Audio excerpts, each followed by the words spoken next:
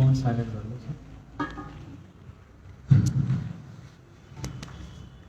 ओम अज्ञानतिमिरन्धस्य ज्ञानाञ्जनशलाकया चक्षुरुन्मिलितं येन तस्मै श्रीगुरुवे नमः।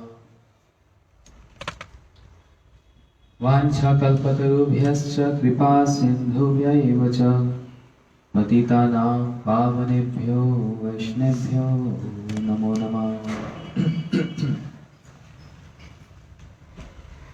नमो महावदन्याय कृष्ण प्रेम प्रदायते कृष्णाय कृष्ण चैतन्य नामने गौरकृष्णे नमः।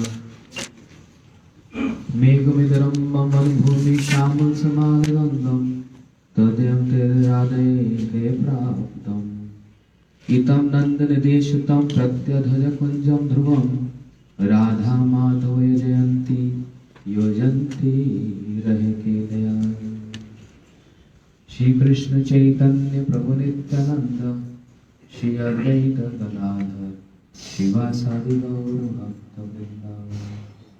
सभी बोलेंगे हरे कृष्णा कृष्णा कृष्णा हरे हरे हरे राम राम राम हरे हरे।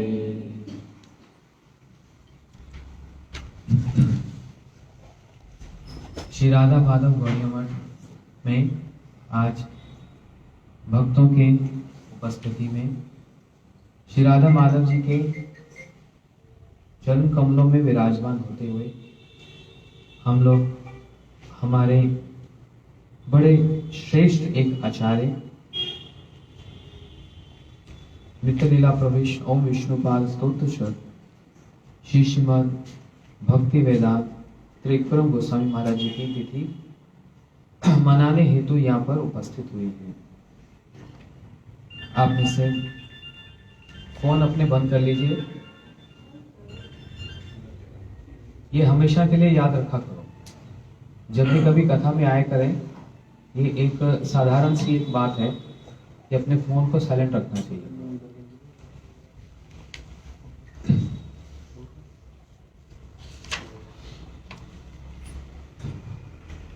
तो हमारे जो आचार्य किनको कहा जाता है?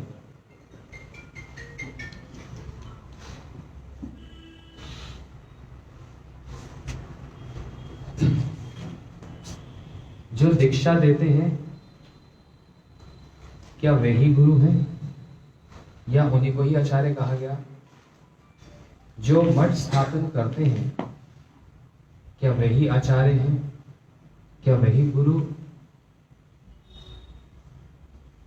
दीक्षा गुरु और शिक्षा गुरु को एक समान, एक तुल्य माना गया।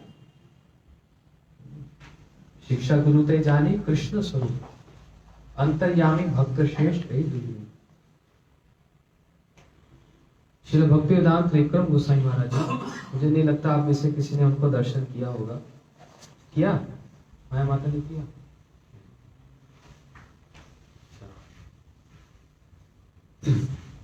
श्री गुरुदेव की कृपा से श्री देवानंद गौड़िया मठ में जब परिक्रमा होती थी, तब हम लोग ब्रह्मचारी श्री भक्तिदान वामन गोसाई महाराज जी, श्री भक्तिदान त्रिविक्रम गोसाई महाराज जी और श्री गुरुदेव तीनों को एक ही आसन पर बैठे हुए देखते थे। और क्या अपूर्व एक दृश्य होता था। तीन श्रेष्ठ आचार्य तीनों का ही एक वैशिष्ट्य रहा। और हमारे समिति में, हमारे वैष्णव संघ में बहुत इस बात का प्रचलन भी है कि एक ब्रह्मा, एक विष्णु और एक शिव। सुना आपने? फिर ये भी एक बात सुनी कि 3 पिलर गौड़ीय वेदांत समिति के। फिर ये भी एक बात सुनी कि परम गुरु जी ने कहा कि मैंने अपनी एनर्जी इन पुष्पों में लगाई, जिनका सौरभ्य सुगंध सारे विश्व में प्रकाशित होगा। श्री त्रिविक्रम गोसाई महाराज जी के साथ 2-4 कुछ स्मृतियां हैं, मैं उतना ही बस कहूंगा, मैं थोड़ा स्वास्थ्य ठीक नहीं है।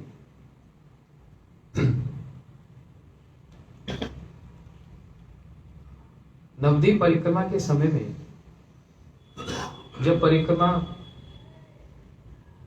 विभिन्न स्थानों पे जाती, तो कभी कभी हम कुछ ब्रह्मचारी लोग जल्दी लौट आते थे, गर्मी के कारण और भी बहुत से कारण होते थे।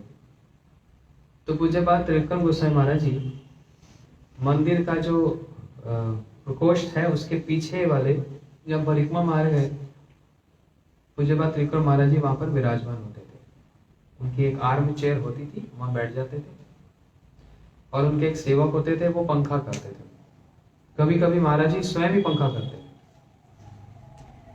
निष्कपट, निर्भीक और दीनता से परिपूर्ण,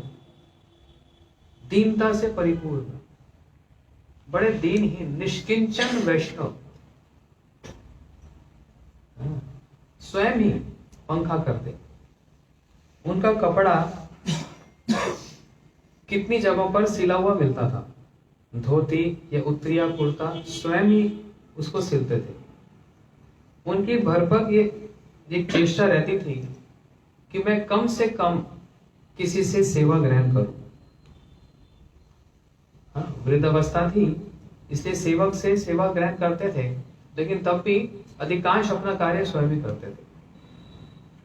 नवद्वीप से जब मथुरा मठ में कभी आते थे महाराज जी, वो तूफान एक्सप्रेस एक आती है, नाम ही तूफान है, लेकिन हवा भी नहीं चलती उसकी। और कैसे आते थे? जर्नल क्लास में बैठकर। 2 झोला लटका हुआ होता था कंधे पे, जैसे हैंड बैग होता है ना, वो भी सिला हुआ अलग अलग जगहों से, उसी में कपड़ा, उसी में उनका एक प्लेट, एक गिलास, ये सब। और भक्त लोग उनको मथुरा स्टेशन से उनको रिसीव करने जाते, तो महाराज वो जर्नल क्लास से उतरते। जबकि उनकी जो महिमा है, उनकी महिमा इतनी श्रेष्ठ है जिसका हम व्याख्यान नहीं कर सकते, क्योंकि अप्राकृत वस्तु है, प्राकृत गोचर नहीं हो सकती। जिनकी महिमा का गान स्वयं श्रील गुरुदेव करते हैं, और तो क्या बात कहें। श्रील गुरुदेव ने जिनको अपना शिक्षक गुरु के रूप में माना, उनको अपना ज्येष्ठ गुरु भ्राता शिक्षा गुरु मानते हैं। मैंने इसलिए कहा, दीक्षा गुरु मंत्र देते हैं, शिक्षा गुरु भी मंत्र देते हैं। बोले शिक्षा गुरु कौन सा मंत्र देते हैं? हमारे शिला भक्ति विज्ञान भारती गोसाई महाराज जी बोलते हैं ना, मैंने दीक्षा तो अपने गुरु पाद पद्म से ली, लेकिन शिक्षा अनेक शिक्षा गुरुओं से ली, और वो एक एक शिक्षा गुरु एक एक मंत्र स्वरूप उनसे मैंने ग्रहण किया, एक मंत्र के रूप में ग्रहण किया। इसलिए दीक्षा गुरु और शिक्षा गुरु में क्या बताया? रूप और स्वरूप। किसका? श्री कृष्ण का। भगवान का एक रूप है और एक स्वरूप है। रूप और स्वरूप में क्या भेद है?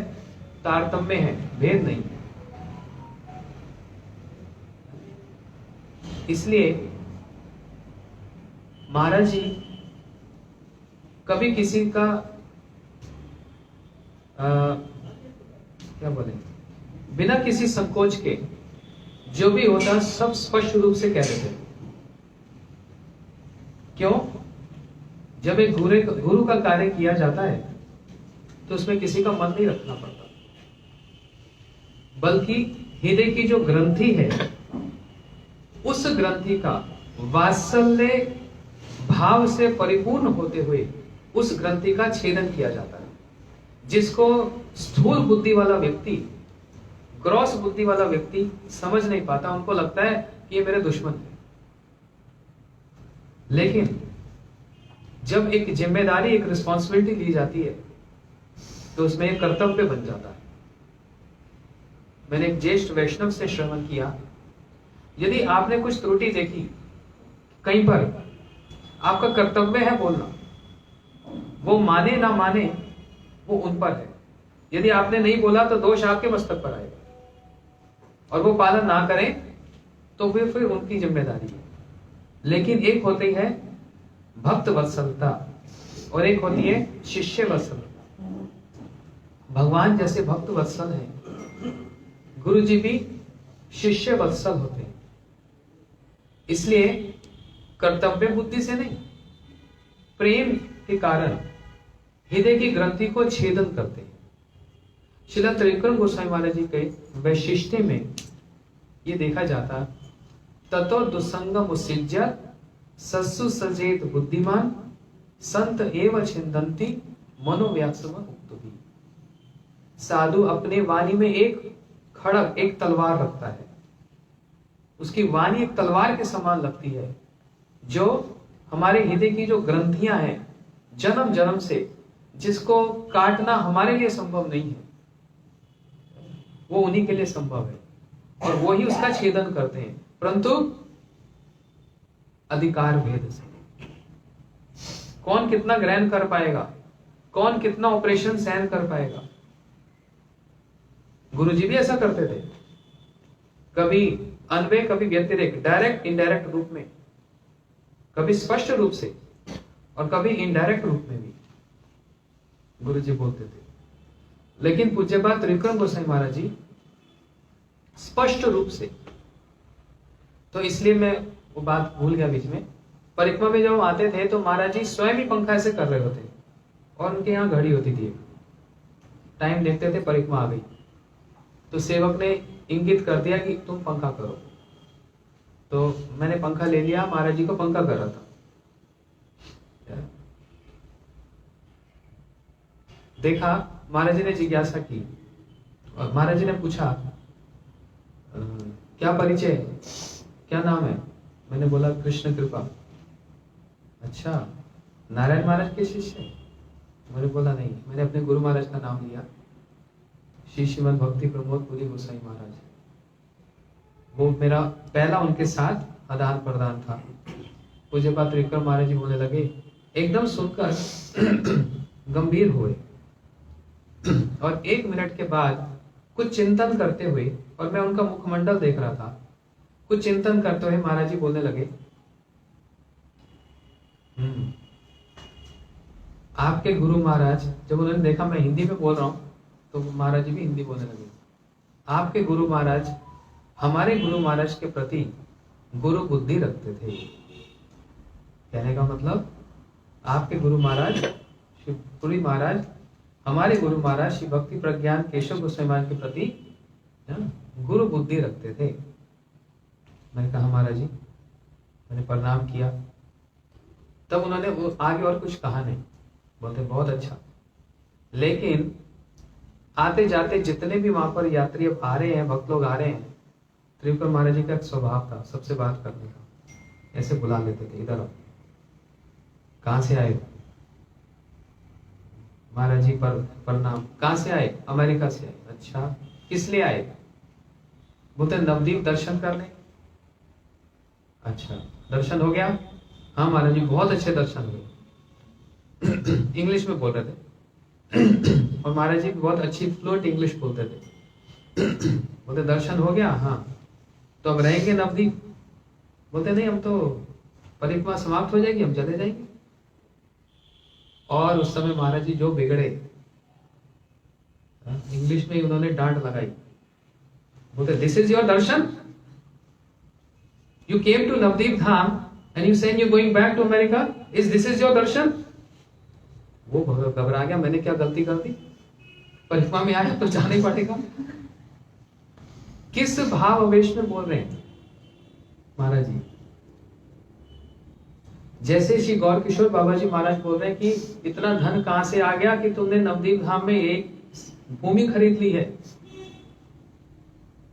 उसी भावना से त्रिविक्रम महाराज जी बोलने लगे, जिसने एक बार नवदीप धाम का दर्शन कर लिया, जो चिन्मय भूमि है, वो लौट के कैसे जा सकता है।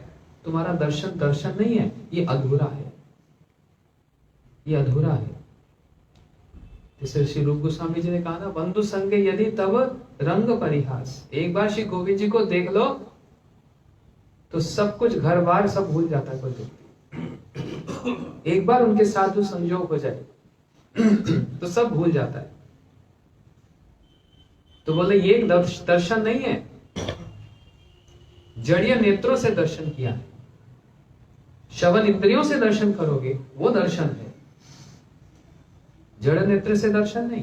और श्रवण इंद्रियों को यदि उपयोग में लगाओगे, उससे दर्शन करोगे, तो कभी घर जाने की इच्छा नहीं होगी, बंधुओं के साथ रहने की इच्छा नहीं होगी। तो वो तो भक्त घबरा गया, प्रणाम किया, अच्छा अच्छा महाराज जी चलता हूं। महाराज इसी प्रकार से कभी किसी को बुला लेते, कभी किसी को बुला लेते। और अब तो ऐसा हो गया कि भक्त लोग परिक्रमा से वापस आते थे तो पहले देखते महाराज बैठे तो नहीं पीछे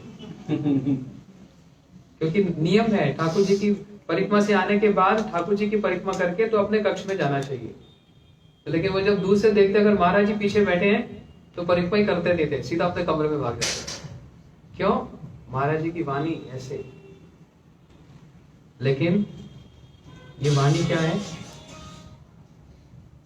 ये वाणी क्या है? वो हृदय की जो ग्रंथि है उसको छेदन करने वाली है,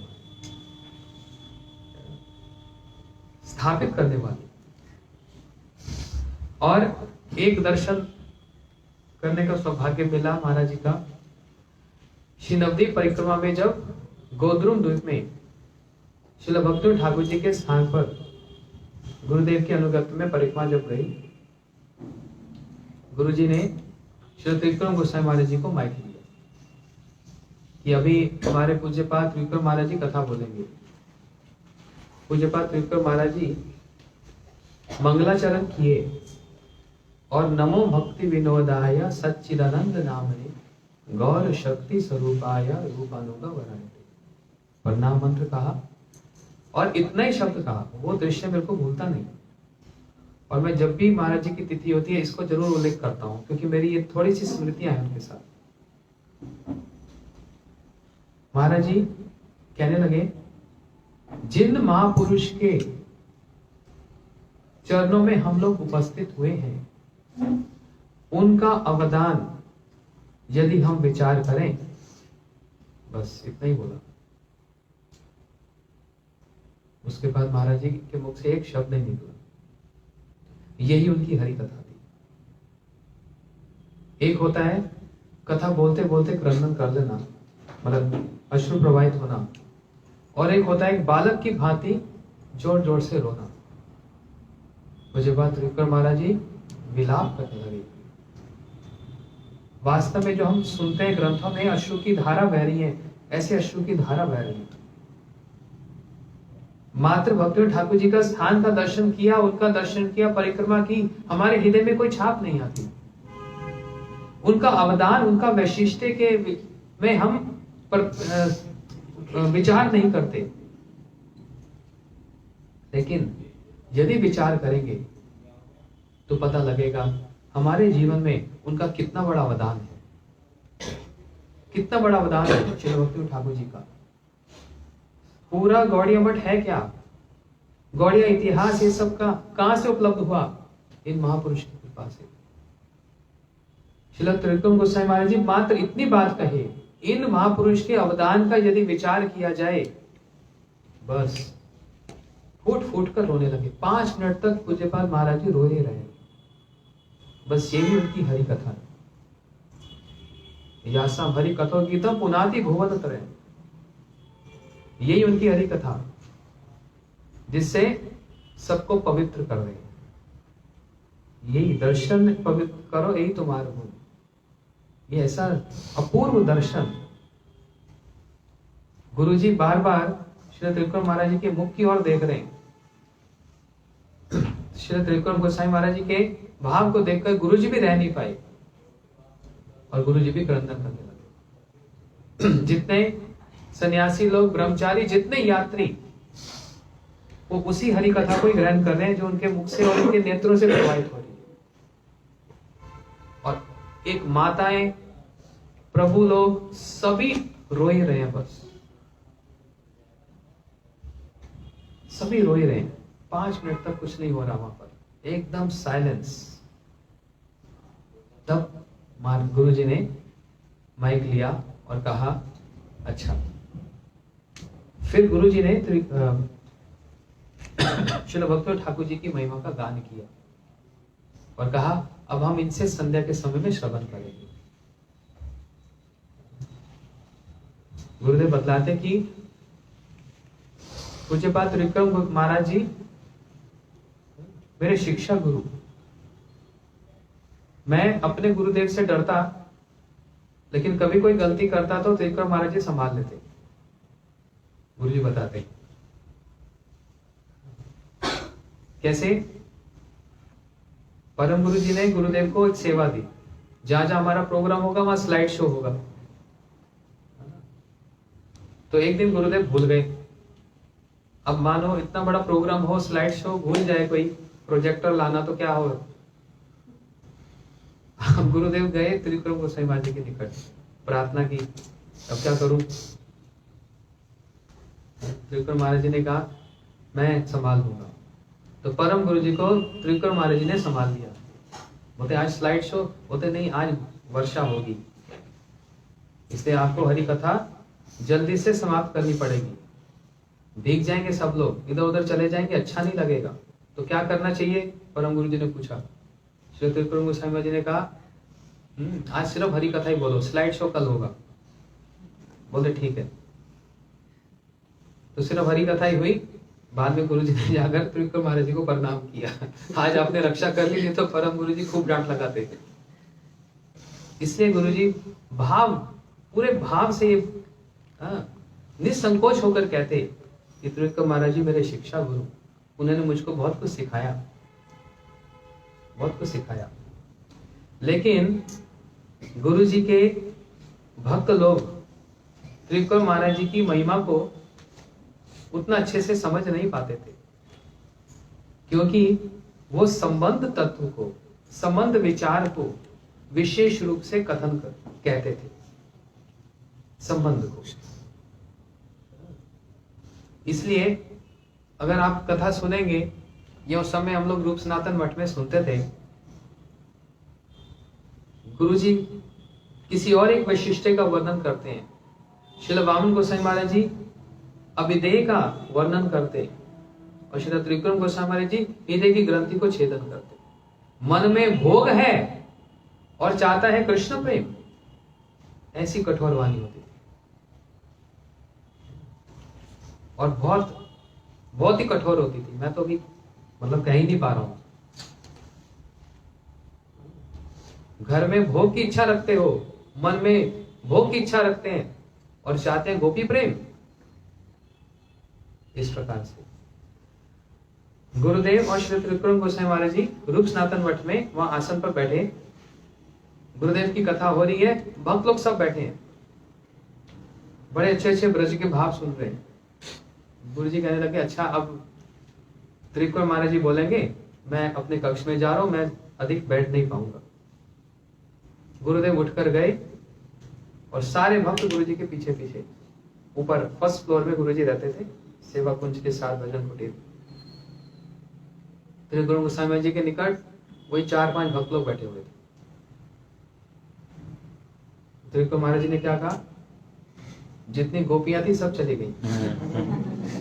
अब जो साधन करने वाले हैं वो बैठे हैं सामने। तो एक भक्त ने प्रार्थना की, महाराज जी, वो इंग्लिश में बोला कि वो गुरुदेव ने जो, हाँ वो अभी ब्रज का भाव बतला रहे थे ना, कुछ गोपी वाली बात सुनाओ ना, कुछ गोपी ब्रज की भाव बताओ ना। देखो महाराज जी हंस कर कहने लगे, कृष्ण मर गया। तो कृष्ण मर गया, हाँ हाँ हाँ हाँ हाँ, हंस के दिखा रहे। बोलते ये तुम गोपियों का अनुगत्य करते हो। गोपियां मात्र ये श्रवण करने पर कि कृष्ण के मस्तक में दर्द हो रहा है, पीड़ा हो रही है, सुनने मात्र से मूर्छित हो जाती है। यत्ते सुजात चरणम सनेशु, अपने वक्ष स्थल पर श्री कृष्ण के चरण कमलों को स्थापित करने के लिए उनको संकोच होता है। और मैं ये कह रहा हूं कृष्ण मर गया, तुम लोग हंस रहे हो। ये तुम्हारा गोपी प्रेम है, ये गोपी भाव है। बोलने से नहीं होगा, वैसा साधन करने से होगा। या दुस्तज्य आर्य पदम चाहिए, कर सकते हो, सब कुछ त्याग कर सकते हो, तिलांजलि दे सकते हो, मनोवृत्तियों को, शरीर के भोग को, समाज के, परिवार के तिलांजलि दे सकते हो। गोपियों ने दिया है, किसके लिए? कृष्ण के लिए। तो वहीं से फिर उनकी हरि कथा आरंभ हो गई। बड़े गंभीर रूप से सब श्रवण करने लगे, बड़े गंभीर रूप से। और एक बार श्री राधा दामोदर मंदिर से महाराज जी जमुना जी में गए आचमन करने, प्रणाम करने। हम लोग कुछ भक्त लोग महाराज जी के साथ साथ। श्री दामोदर मंदिर जी के बाहर से ही चित्रकर्म गोस्वामी महाराज जी ने बाहर से ही ऐसे प्रणाम किया। तो भक्तों ने बोला, महाराज लेट्स गो इनसाइड, दर्शन राधा दामोदर। चित्रकर्म महाराज जी मुड़कर बोलने लगे, ही डोंट स्पीक। दामोदर बोलते नहीं है। क्या करूं, इतने वर्षों से दर्शन करता हूं, कभी बोलता नहीं। क्या लाभ दर्शन का? जब ठाकुर जी बोलते नहीं तो फिर लाभ क्या दर्शन करने का? क्यों जाऊं अंदर? तो उनका एक स्वभाव ऐसा था कि बात बात में कभी गंभीर, बात तो गंभीर, लेकिन कभी हास परिहास भी करते, लेकिन बात गंभीर वाली होती। बोलते ना, फ्लिप कर देना बात को, वैसा उनका था। महाराज जी बोले कि मैं दामोदर का दर्शन करने क्यों जाऊं? आज तक कभी बोले नहीं मेरे से, तो क्या लाभ? तो महाराज जी ने सबके मुख की ओर देखा, सब थोड़े संशय में आ गए, ये महाराज जी क्या बोल रहे हैं। तब उन्होंने देखते हुए, समझते हुए स्थिति को, परिस्थिति को कहा, मैं रूप सनातन मठ में जाऊंगा, वह नारायण महाराज की कथा सुनूंगा, क्योंकि वो बोलते हैं। क्या स्थापित कर रहे हैं महाराज जी? श्री भगवान का दर्शन आंखों से नहीं होगा, कहां से होगा? कानों से होगा। प्रभुपाद जी की बात है ना, कानों से दर्शन होता है।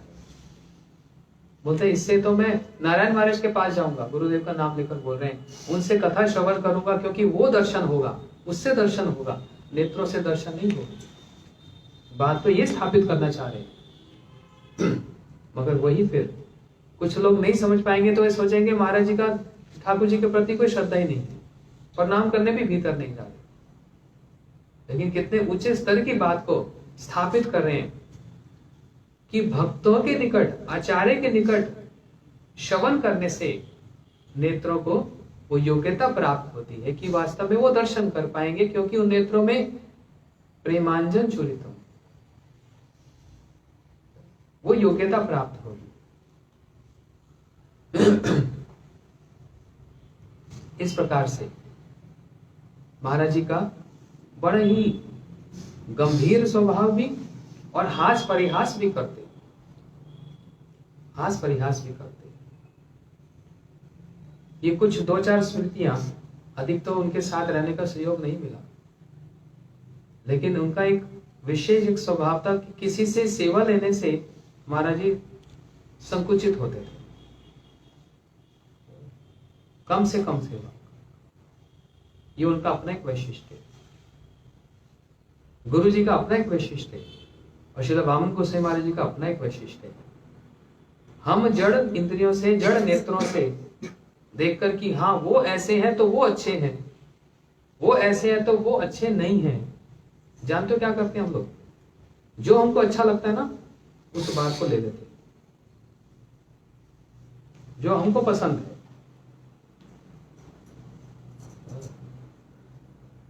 एक भक्त ने एक मैसेज भेजा, बोलते देखो देखो ये स्वामी महाराज जी ने भी लिखा है मायापुर में एक एयरपोर्ट होना चाहिए, मैं अपने हेलीकॉप्टर में वहां पर आऊंगा। बोला कहीं बोला होगा तो वो दिखाया, क्यों? स्वयं चाहता है मैं ऐसा करूं। जो हम स्वयं चाहते हैं, जो ये भी भोग है हमारा। शास्त्रों में बहुत सारी बात है, गुरुदेव की वाणियों में भी बहुत सारी बात है, लेकिन जो मेरे को पसंद है मैं उसमें से चुन लेता हूं, जो मेरे अनुकूल लगती है मैं उससे चयन कर लेता हूं, क्योंकि वो मेरे अनुकूल है। ये भी एक भोग है, सूक्ष्म रूप से ये भी एक भोग वृत्ति है।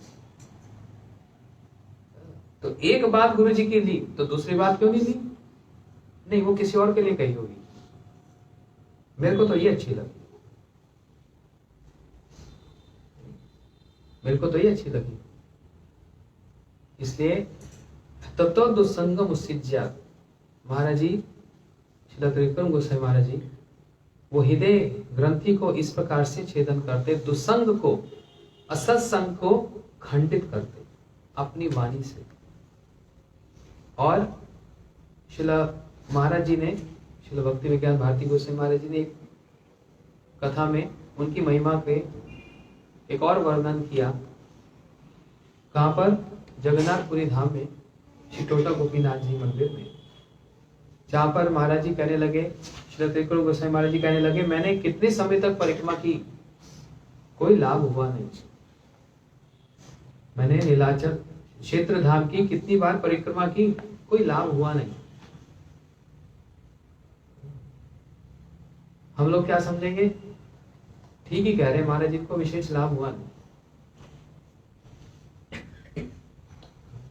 लेकिन उनकी इन वाक्यों के गुरुत्व को कौन समझ सकता है? कौन समझ सकता है? अप्राकृत वस्तु अप्राकृत ही गोचर हो सकती है, वो प्राकृत इंद्रियों से गोचर नहीं होगी, समझी नहीं जाएंगी। मतलब साधारण भाषा में अप्राकृत इंद्रिय ही चाहिए, अप्राकृत विचार ही चाहिए। जैसे हम लोग मंगल आरती गाते हैं और अंतिम पंक्ति में क्या कहते हैं? अभागा केशव करे नाम संकीर्तन। परम गुरु जी अपने को अभागा कह रहे हैं, तो क्या विचार करेंगे? ओ परम गुरु जी अभागा है। श्री नरोत्तम ठाकुर जी, श्री लोचन दास ठाकुर जी, श्री भक्ति ठाकुर जी, उनके भजनों में सब जगह अभाव ही दिखला रहे हैं, अधिकांश रूप अभाव ही प्रतीत हो रहा है। पढ़िया रोहिलो लोचन अपनार दोषी, सब जीव हईलो पार प्रेम रवता से। पढ़िया रोहिलो लोचन अपनार दोषी। लोचन दास ठाकुर जी कह रहे मैं अपने दोषों के कारण रह गया और सबका उद्धार हो गया। क्या दृष्टि है उनकी! ये उत्तम भागवत की दृष्टि है। सर्वभूतेषु व्यपश्येत्, सबके भीतर में। मैं अपने गुरु महाराज जी को भी देखता था, गुरु महाराज जी बार बार ये बोलते थे, अरे बाबा तुम्हारा सभी भजन करो, तुम सब लोग तो भजन ही करते हो, मैं ही भजन नहीं कर पाता। गुरु महाराज जी बार बार ये बोलते हैं।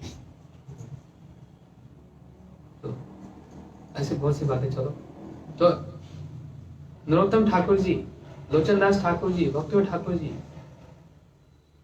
उनके एक एक भजन में ये अभाव प्रतीत होता है। पूज्यपाद महाराज जी बतलाते हैं कि वो अभाव क्या है? होते श्रेष्ठ संग का परिणाम। जब श्रील महाराज जी को माइक दिया गया बोलने का, तो उन्होंने श्री त्रिविक्रम गोस्वामी महाराज जी की बात को पुष्ट करते हुए, प्रकाशित करते हुए कहा कि इन्होंने ये जो बात कही कि मैं इतने वर्षों से परिक्रमा कर रहा हूं, कोई विशेष लाभ हुआ नहीं, तो इसका अर्थ क्या है? इन्होंने निश्चित रूप से श्रेष्ठ संग कर रखा है, श्रेष्ठ संग कर रखा है। जिसका श्रेष्ठ संग होता है उसका गुरुत्व देखा जाता है, उनके आचरण में, उनके विचार में। जिसका निम्न स्तर का संग होता है वो भी आचरण में लक्षित हो जाता है, छटपट करता है। निम्न संग, कृष्ण से अतिरिक्त वस्तु का संग, भौतिक संग, स्थूल रूप से और सूक्ष्म रूप से, स्थूल रूप से और सूक्ष्म रूप से। स्थूल वाला तो दिखता है, सूक्ष्म वाला दिखता नहीं, लेकिन भोग प्रवृत्ति रहती है, सूक्ष्म रूप में भी भोग प्रवृत्ति रहती है। इसलिए पूज्यपाद श्री त्रिविक्रम गोस्वामी महाराज जी का जो उनका विचार और एक जो उनका आचरण, वो वास्तव में, सच में वो प्राकृत गोचर नहीं हो सकता। इसलिए मैंने कहा आचार्य, भले उन्होंने शिष्य नहीं बनाए, लेकिन वे आचार्य हैं, क्योंकि आचरण इतना श्रेष्ठ है।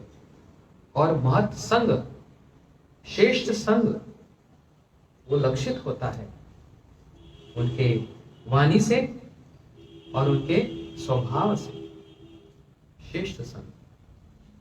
इसलिए हमारे गुरुजी उनको शिक्षा गुरु कहते थे। बस मैं इतना ही कहता हूँ। अभी तो कुछ बोलेंगे। महाराज जी की हम उनसे प्रार्थना करते हैं, जिस प्रकार आप निष्किंचन, निष्कपट और निर्भीक वक्ता, आपके श्री चरण कमलों में हमारी प्रार्थना, आपके चरण धूल का एक कण भी यदि हम ग्रहण कर पाए तो कम से कम ये वाला जीवन तो सफल हो जाएगा। एक कण भी। ये बोलकर मैं इन पर अपनी वाणी को विराम देता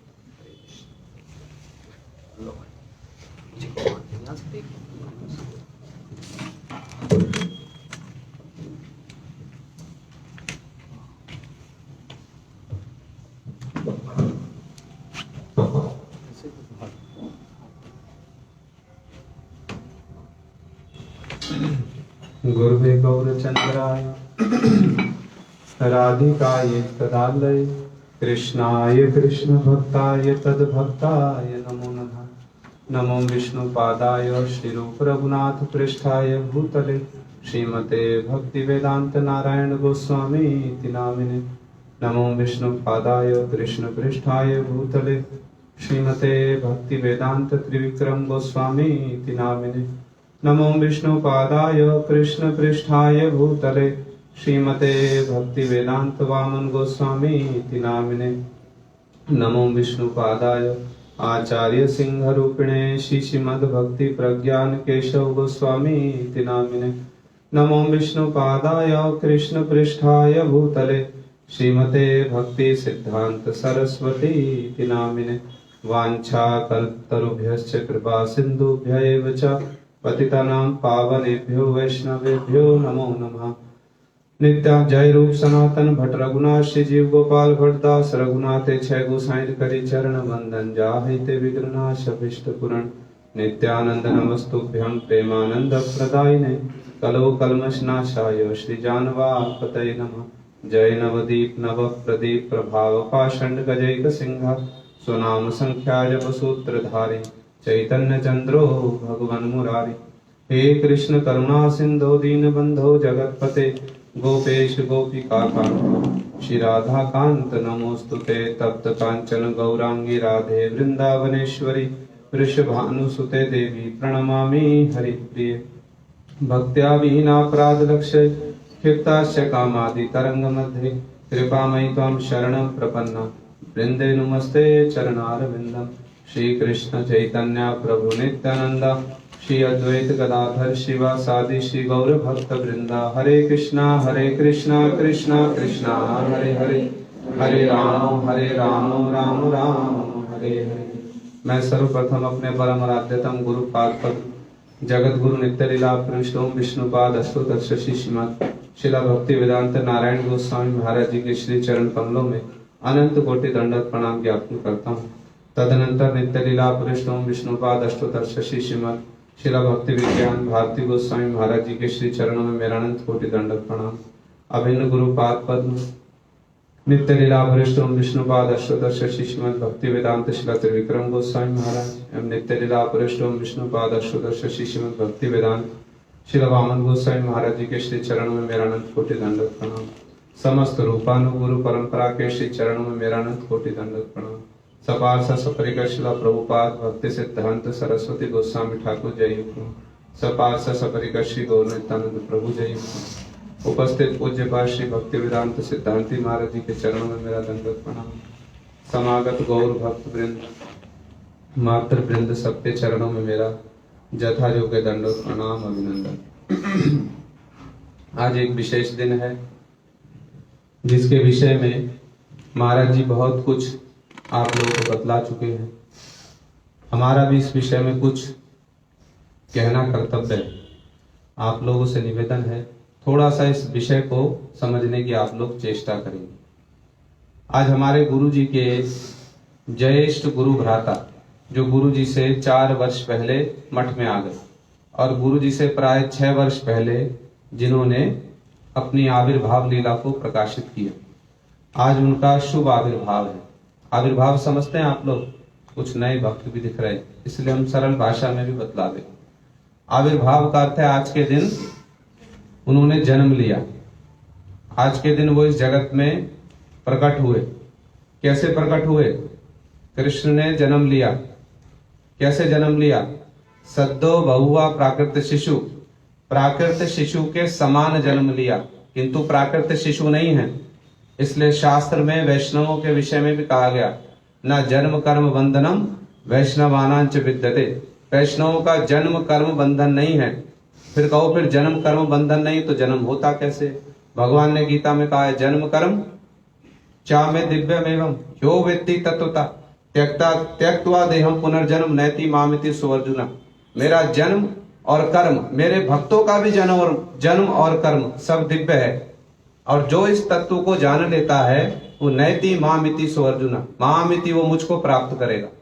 इसलिए वैष्णवों का जन्म और कर्म हम बद्ध जीवों के समान, उनका जन्म कर्म नहीं है। वो तो जगत में आते हैं भगवत इच्छा से।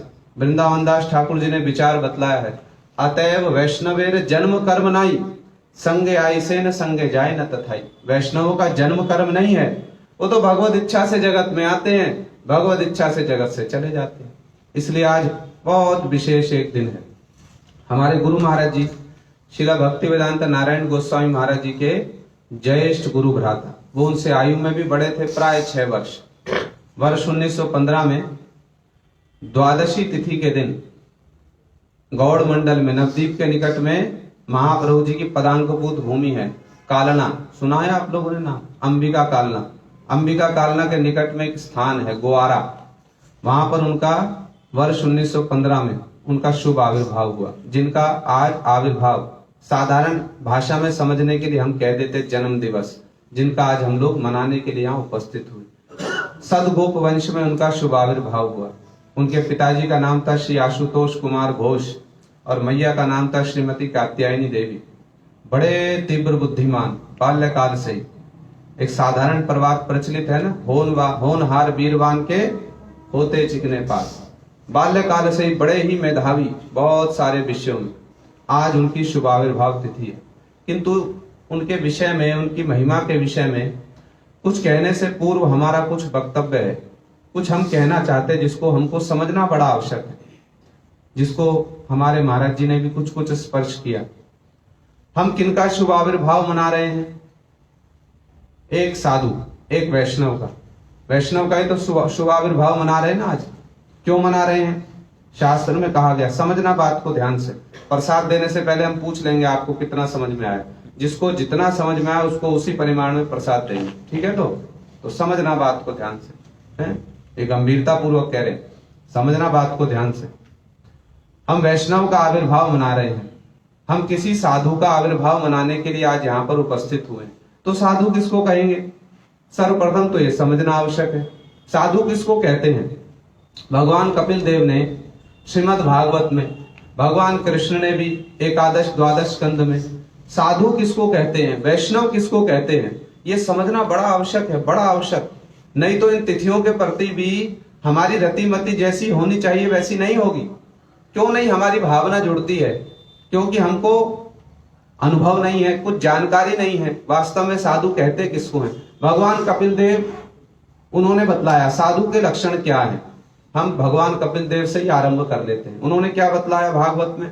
तितिक्षवा कारुणिका सुहृद सर्वदेही नाम अजात शत्रवा शांता साधवा साधु भूषण मयि अनन्य भावेन भक्तिम कुर्वन्ति जे दृढ़ाम मत कृते त्यक्त स्वकर्माणस त्यक्त स्वजन बांधवा मदाश्रया कथा मृष्टा शृण्वन्ति कथयन्ति च तपन्ति विविधास्तापा नैतान मत गत चेतसा तायते साधवा साध्वी सर्व संग विवर्जिता संघर्ष।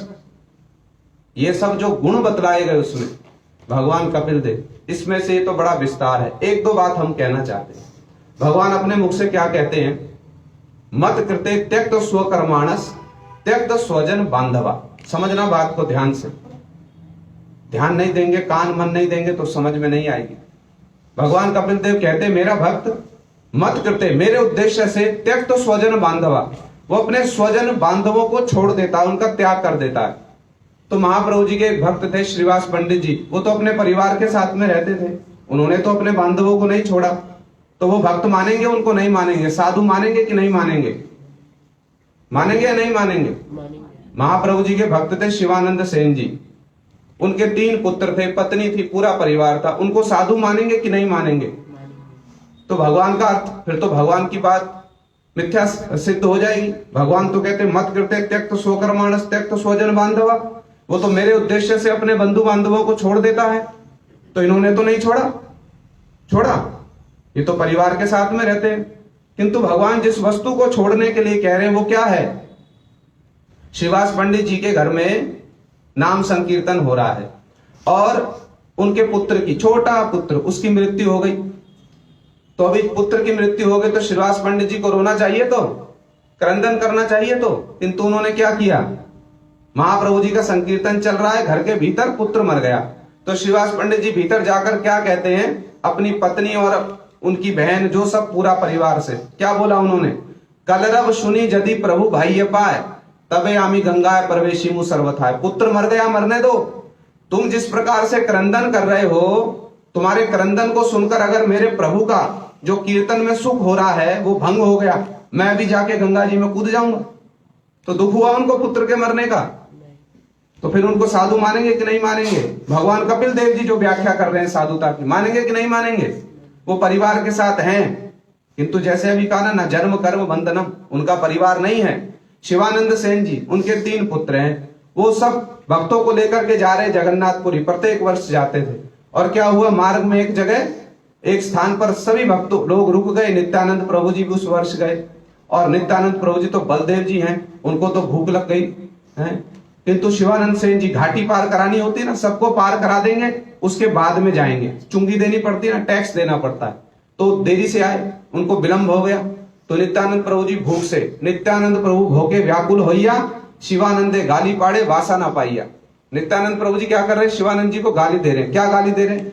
3 पुत्र मरुक शिवा रखो नाइला, भोगे मरी ज्ञानो मोरे वासा ना दे आइला। अरे इसके 3 पुत्र मर जाएं, अभी तक नहीं आया, हमको भूख लग रही है, ना तो स्थान दिया ना प्रसाद दिया। और उनकी पत्नी ने जब ये सुना शिवानंद सेन जी की, वो तो क्रंदन करने लगी, अरे गोस्वामी जी ने तो अब श्राप दे दिया, 3 पुत्र मर जाएंगे। शिवानंद सेन जी इतनी देर में लौट कर आए, देखा अरे पत्नी तो दहाड़ मार मार कर रो रही है। पूछा अरे क्या बात हो गई? पत्नी ने कहा अरे गोस्वामी जी ने हमको श्राप दे दिया। क्या श्राप दिया? हमारे 3 पुत्र मर जाएं। तो शिवानंद सेन जी को क्या होना चाहिए? दुख होना चाहिए। क्या कहा उन्होंने? तेहो कहे बाउली क्या नो मरीज कांदिया। अरे मूर्ख, क्यों मर रही है? रोते रोते रोते रोते मरु का हमार 3 पुत्र तार बलाई लैया। अरे मेरे 3 पुत्र मर जाएं नित्यानंद प्रभु की बलाई लेकर। समझ में आई बात? उनको साधु कहेंगे नहीं कहेंगे? परिवार के साथ रहकर भी उनका परिवार है। तो भगवान कपिल देव किस वस्तु को कह रहे हैं? मत करते त्यक तो स्वकर्माणस त्यक तो स्वजन बांधवा। वो मेरे उद्देश्य से किसको छोड़ देगा? अपने बंधु बांधवों को छोड़ देगा। मूल बात क्या है? यदि परिवार के साथ भी रह रहे हैं, उनका कोई आसक्ति नहीं, उनका पूरा परिवार क्या है? गौर सेवा, कृष्ण सेवा का उपकरण मात्र है, उनको कोई आसक्ति नहीं है परिवार से, तो कहेंगे इसको साधु के नहीं कहेंगे? तो समझना इसी बात को है। साधुता एक गुण है, एक गुण जिसको यदि सरल भाषा में कहा जाए, यद्यपि प्रभुपाद जी ने तो कुछ जटिल भाषा में, ऐसा प्रतीत होता है भाषा जटिल, जटिल नहीं है, समझने जाओ। श्रील प्रभुपाद जी ने क्या कहा है? मेरा आशय अर्थात मेरे हृदय की वृत्ति, मेरा उद्देश्य जितने परिमाण में भगवत सेवा के लिए उन्मुख है, भगवान की सेवा के लिए उन्मुख है, उतने परिमाण में मेरी साधुता का परिमाण माना जाएगा। समझ में आई बात? इसको साधारण भाषा में बतला दे। जितने परिमाण में हमारी जागतिक आसक्तियां नष्ट हो गई हैं और जितने परिमाण में हमारा हृदय कृष्ण सेवा की ओर उन्मुख हो गया है, उतने परिमाण में हम साधु हैं। फिर चाहे गृहस्थ आश्रम में हो, चाहे स्त्री वेश में हो, चाहे पशु वेश में हो, चाहे पक्षी वेश में हो। जटायु जी कौन से वेश में हैं? पक्षी वेश। साधु मानेंगे कि नहीं मानेंगे? हनुमान जी कौन से वेश में है? कौन, क्या उनका रूप है? वानर कौन हो गए? पशु हो गए तो साधारण दृष्टि से, किंतु साधु मानेंगे कि नहीं मानेंगे? जामवंत जी को साधु मानेंगे कि नहीं मानेंगे? वो तो भालू के रूप में जगत में आए, साधु मानेंगे नहीं मानेंगे? तो इस बात को समझना है। साधुता क्या है? साधुता एक गुण है, गुण। साधुता किसी आश्रम की परिचायक नहीं है, साधुता किसी वेश की परिचायक नहीं है। स्त्रियां साधु हो सकती है कि नहीं हो सकती? श्रीनिवासाचार्य जी की पुत्री हेमलता ठाकुरानी जी, उनको साधु मानेंगे कि नहीं मानेंगे? जानवा माता जी को साधु मानेंगे नहीं मानेंगे? हैं? तो साधुता एक गुण है। वो गुण क्या है? इसको गांठ बांध लेना है हमको अच्छे से। यदि इस बात को समझ पाएंगे तब वास्तव में साधु का दर्शन होगा। श्रीमद् भक्तिविनोद ठाकुर जी ने कहा है, जे जन वैष्णव चिनिया लैया आदर करीबे जबे, वैष्णवेर कृपा जाहे सर्व सिद्धि अवश्य पाइबे तबे। जब वैष्णव को पहचान कर कि इनका अधिकार क्या है, ये कितने उन्नत वैष्णव हैं, हमारे दृष्टिकोण से हम उत्तम अधिकारी को कनिष्ठ अधिकारी मान लेंगे, कनिष्ठ अधिकारी को उत्तम अधिकारी मान लेंगे, जिनका व्यवहार हमारे साथ में बहुत अच्छा है उनको साधु मान लेंगे। ये प्रभु जी बहुत अच्छे हैं, इनके निकट में जाओ तो प्रसाद दे देंगे। तो उस दृष्टिकोण से तो दुर्वासा ऋषि को साधु नहीं मानेंगे, उनका व्यवहार तो बड़ा कड़क है। उनके निकट में जाओ वो तो झट से श्राप दे देंगे, थोड़ी सी भी भूल हो जाए तो। दुर्वासा जी को साधु मानेंगे कि नहीं मानेंगे? इसलिए रूप गोस्वामी जी ने सावधान कर दिया, दृष्टे स्वभाव जनितेर वपुषस्य ना दोषेर प्राकृत तुम्ही भक्त जनस्य पश्येत। अरे किसी भक्त का यदि स्वभाव कुछ कड़क दिखलाई दे, ऐसा मत समझना वो साधु नहीं है। तो दुर्वासा ऋषि जी को तो साधु नहीं मानेंगे, वो तो झट करके श्राप दे देंगे। यदि शरीर का सुंदरता देखे तो फिर किसको साधु मानेंगे? अष्टावक्र जी को साधु मानोगे नहीं मानोगे? 8 जगह से वक्र हैं, टेढ़े हैं, साधु मानेंगे कि नहीं मानेंगे? तो साधुता क्या है? समझ में आ रही है बात? साधुता एक गुण है। और वो गुण क्या है? जितने परिमाण में हमारी जागतिक आसक्तियां, सरल भाषा में बतला रहे हैं, जितने परिमाण में हमारी जागतिक आसक्तियां क्षीण हो गई हैं, संसार को भोग करने की वासना क्षीण हो गई है, और जितने परिमाण में हम कृष्ण की, गुरु की, वैष्णव की सेवा करने के लिए हमारा मन उन्मुख हो गया है, उतने परिमाण में हम साधु हैं, उतने परिमाण में साधु माना जाएगा। फिर चाहे वो गृहस्थ आश्रम में हो, वो स्त्री शरीर में हो, वो सादे वस्त्र में हो, वो लाल वस्त्र में हो, किसी भी आश्रम में हो, उतने ही परिमाण में साधु माना जाएगा। इसी बात को शास्त्रों में स्थान स्थान पर कहा गया, कृष्ण भक्ति ते नाही जाति कुल आदि विचार। आदि माने वेश का विचार नहीं है, आश्रम का विचार नहीं है, स्त्री शरीर है, पशु शरीर है, पक्षी शरीर है, ये कोई भी विचार नहीं है। क्या विचार है? जेई भजे सही बड़ो अभक्तहीन छार। भजन के दृष्टिकोण से साधु माना जाएगा, भक्ति के दृष्टिकोण से साधु माना जाएगा, सेवा के दृष्टिकोण से साधु माना जाएगा। समझ में आ रही है तो बात? इस बात को समझना है। इसी दृष्टिकोण को यदि हृदय में ठीक ठीक रूप में हम उपलब्धि कर लेंगे, तब हमको इस बात की भी उपलब्धि होगी कि इन तिथियों को पालन करने की क्यों आवश्यकता है। आज जिन महापुरुष की शुभ आविर्भाव तिथि पालन करने के लिए हम लोग यहाँ उपस्थित हुए, उनके ऊपर एक एक जो ये शास्त्र का, श्रीमद् भागवत का विचार है ना, यदि उनके जीवन का थोड़ा सा यत् किंचित भी हम लोग कुछ उनके जीवन का अनुसरण करें, कुछ अवलोकन करें उनके जीवन पर, देखेंगे क्या अद्भुत उनका महात्म्य है, क्या अद्भुत। श्रीमद् भागवत में कहा गया, जिस श्लोक को अभी सुन रहे थे ना, ततो दुसंगम उत्सृज्य सतसु सज्जेत बुद्धिमान। संतेवास्य छिद्दंती मनोव्यासंग मुक्ति भी। शिला प्रभुपाद जी कहते थे तोषामोदकारी गुरु नहीं हो सकता। तोषामोदकारी समझते हैं? हम साधु के निकट में जाएंगे वो सुनने के लिए जो हम सुनना चाहते हैं, वो सुनने के लिए नहीं जिसको सुनने से हमारा मंगल होगा। हम वो सुनने जाते हैं साधु के निकट में जो सुनना हमको अच्छा लगता है। किंतु जो हमको सुनना अच्छा लगता है यदि साधु ऐसा ही सुना दे तो उसको वास्तव में साधु नहीं कहा जाएगा। साधु का तो गुण बतलाया श्रीमद् भागवत में, संतेवास्य छिद्दंती मनोव्यासंगम मुक्ति भी। संत क्या करेंगे? अपनी वाणी रूपी तलवार से, व्यासंगम माने हमारे हृदय की जो गांठें हैं ना उसको काटेंगे। साधु का तो ये कार्य है। डॉक्टर के निकट में हम गए, वैद्य के निकट में, और वैद्य ने क्या किया? हमारे रोग को बतलाया ही नहीं तुम्हारा रोग क्या है, ना हमको औषधि दी, तो हम ठीक होंगे, अच्छे होंगे? उसको सदवैद्य कहा जाएगा?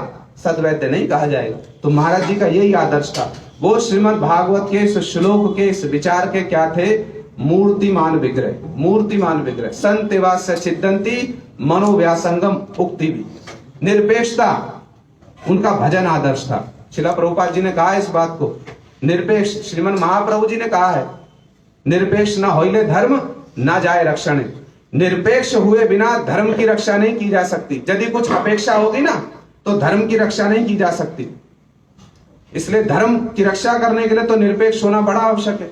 इसलिए शिला महाराज जी का एक चारित्रिक वैशिष्ट था, चारित्रिक गुण था उनका, निरपेक्षता। किसी भी वस्तु की, किसी भी व्यक्ति की, किसी भी परिस्थिति की, किसी भी स्थान की अपेक्षा किए बिना वास्तव सत्य का निरपेक्ष और निर्भीक परिवेशन, ये उनका चारित्रिक वैशिष्ट था, गुण था उनका। इसलिए उनको गौड़ीय वेदांत समिति में पुनः पुनः हम सुनते क्या कहा जाता है? शिव कहा जाता है, क्योंकि संहार करते हैं। गुरु जी के शिष्य है, श्री वामन गोसाई महाराज जी के शिष्य है। उनके हृदय का जो अनर्थ है ना, उन अनर्थों का संहार करते हैं, इसलिए उनको शिव कहा जाता है। अद्भुत उनकी महिमा है, बड़ी अद्भुत। आज प्रातःकाल हम लोग गुरु महाराज जी की कथा सुन रहे थे। पूज्यपाद त्रिविक्रम गोस्वामी महाराज जी ने वर्ष 2002 में जब अपनी अप्रकट लीला को आविष्कार किया तो बरसाना में गुरु महाराज जी ने उनके विरह में हरि कथा कही। और जिन्होंने उस हरि कथा को सुना होगा, हम तो क्या उनकी महिमा का गुणगान करेंगे। बद्ध जीव अपनी जड़ जीवा से अपराकृत वस्तु का गुणगान नहीं कर सकता, तो हम क्यों करते हैं फिर? भाई नहीं कर सकते तो क्यों करेंगे फिर? उन्होंने शिला त्रिविक्रम गोस्वामी महाराज जी ने स्वयं शिला भक्तिवेदांत स्वामी महाराज जी की तिरुभाव तिथि पर वर्ष 1997 में बरसाना की परिक्रमा में उन्होंने इसी बात को कहा, आज एक महापुरुष की तिथि है। वैष्णव का गुणगान करने से, वैष्णव के आविर्भाव तिरुभाव पर उनकी महिमा का श्रवण कीर्तन करने से हम पवित्र होते हैं। हम भगवान को प्राप्त करना चाहते हैं। भगवान पवित्र वस्तु हैं, हम अपवित्र हैं। अपवित्र वस्तु पवित्र वस्तु को स्पर्श नहीं कर सकती। इसलिए यदि हम भगवान को स्पर्श करना चाहते हैं, भगवान की उपलब्धि करना चाहते हैं, तो हमको पवित्र होना होगा। तो पवित्र होने का उपाय क्या है? वैष्णव की महिमा का श्रवण और कीर्तन करना। तो हम लोग किस लिए करते हैं? हमारा अधिकार नहीं है, हम नहीं कर सकते। अप्राकृत वस्तु का प्राकृत वाणी से, प्राकृत भाव से गुणगान नहीं किया जा सकता, किंतु हम करते हैं। क्यों? पवित्र होने के लिए, पवित्र होने के लिए। तो इसलिए हमारे गुरु महाराज जी ने उनके विरह में जो अपने हृदय के उद्गार प्रकट किए ना, वो सुनने योग्य हैं। जिन्होंने सुना है बहुत अच्छी बात है, जिन्होंने नहीं सुना 10-15 मिनट की कथा है, यूट्यूब पर भी होगी और व्हाट्सएप ग्रुप जो गुरुदेव लेक्चर करके आता है ना, उस पर भी है। घर में जाकर के सुनना, उसको सुनने से ही गुरु महाराज जी के जो भाव है ना, वास्तव में स्थिति को पालन करना सार्थक होगा। गुरु महाराज जी ने कहां से अपनी बात आरंभ की? गुरु जी कहते हैं, राय रामानंद जी से महाप्रभु जी ने पूछा ना, दुख मध्य कौन दुख होय गुरुतर। राय जी ये बतलाओ, इतने प्रकार के जो दुख हैं उनमें गुरुतर दुख कौन सा है? कौन से दुख को हम गुरुतर कहेंगे, जिसकी सर्वाधिक तीव्रता है? राय रामानंद जी ने उत्तर दिया, कृष्ण भक्त विरह बिना दुख ना ही देखी पर। अरे कृष्ण भक्तों से जब विरह होता है ना, उससे गुरुतर विरह तो और हमको कोई समझ में नहीं आता। महाप्रभु जी, गुरु जी ने अब यहां से अपनी बात को प्रारंभ किया और जब अपनी बात का अंत करने जा रहे हैं ना, तो गुरु महाराज जी का गला रुंध गया। पूज्यपाद त्रिविक्रम गोस्वामी महाराज जी की महिमा ऐसे कहते कहते इतने सरल शब्दों में कह रहे हैं, अंत में उनका गला रुंध गया, बोल नहीं सके। तो कैसा अद्भुत उनका संबंध रहा है, इसको कहते हैं वास्तव में वैष्णव विरह। किंतु गुरु महाराज जी के चरित्र में भी देखा हमने इस बात को, सब प्रकार के भावों से परिपूर्ण हृदय होने पर भी वो क्या करते थे?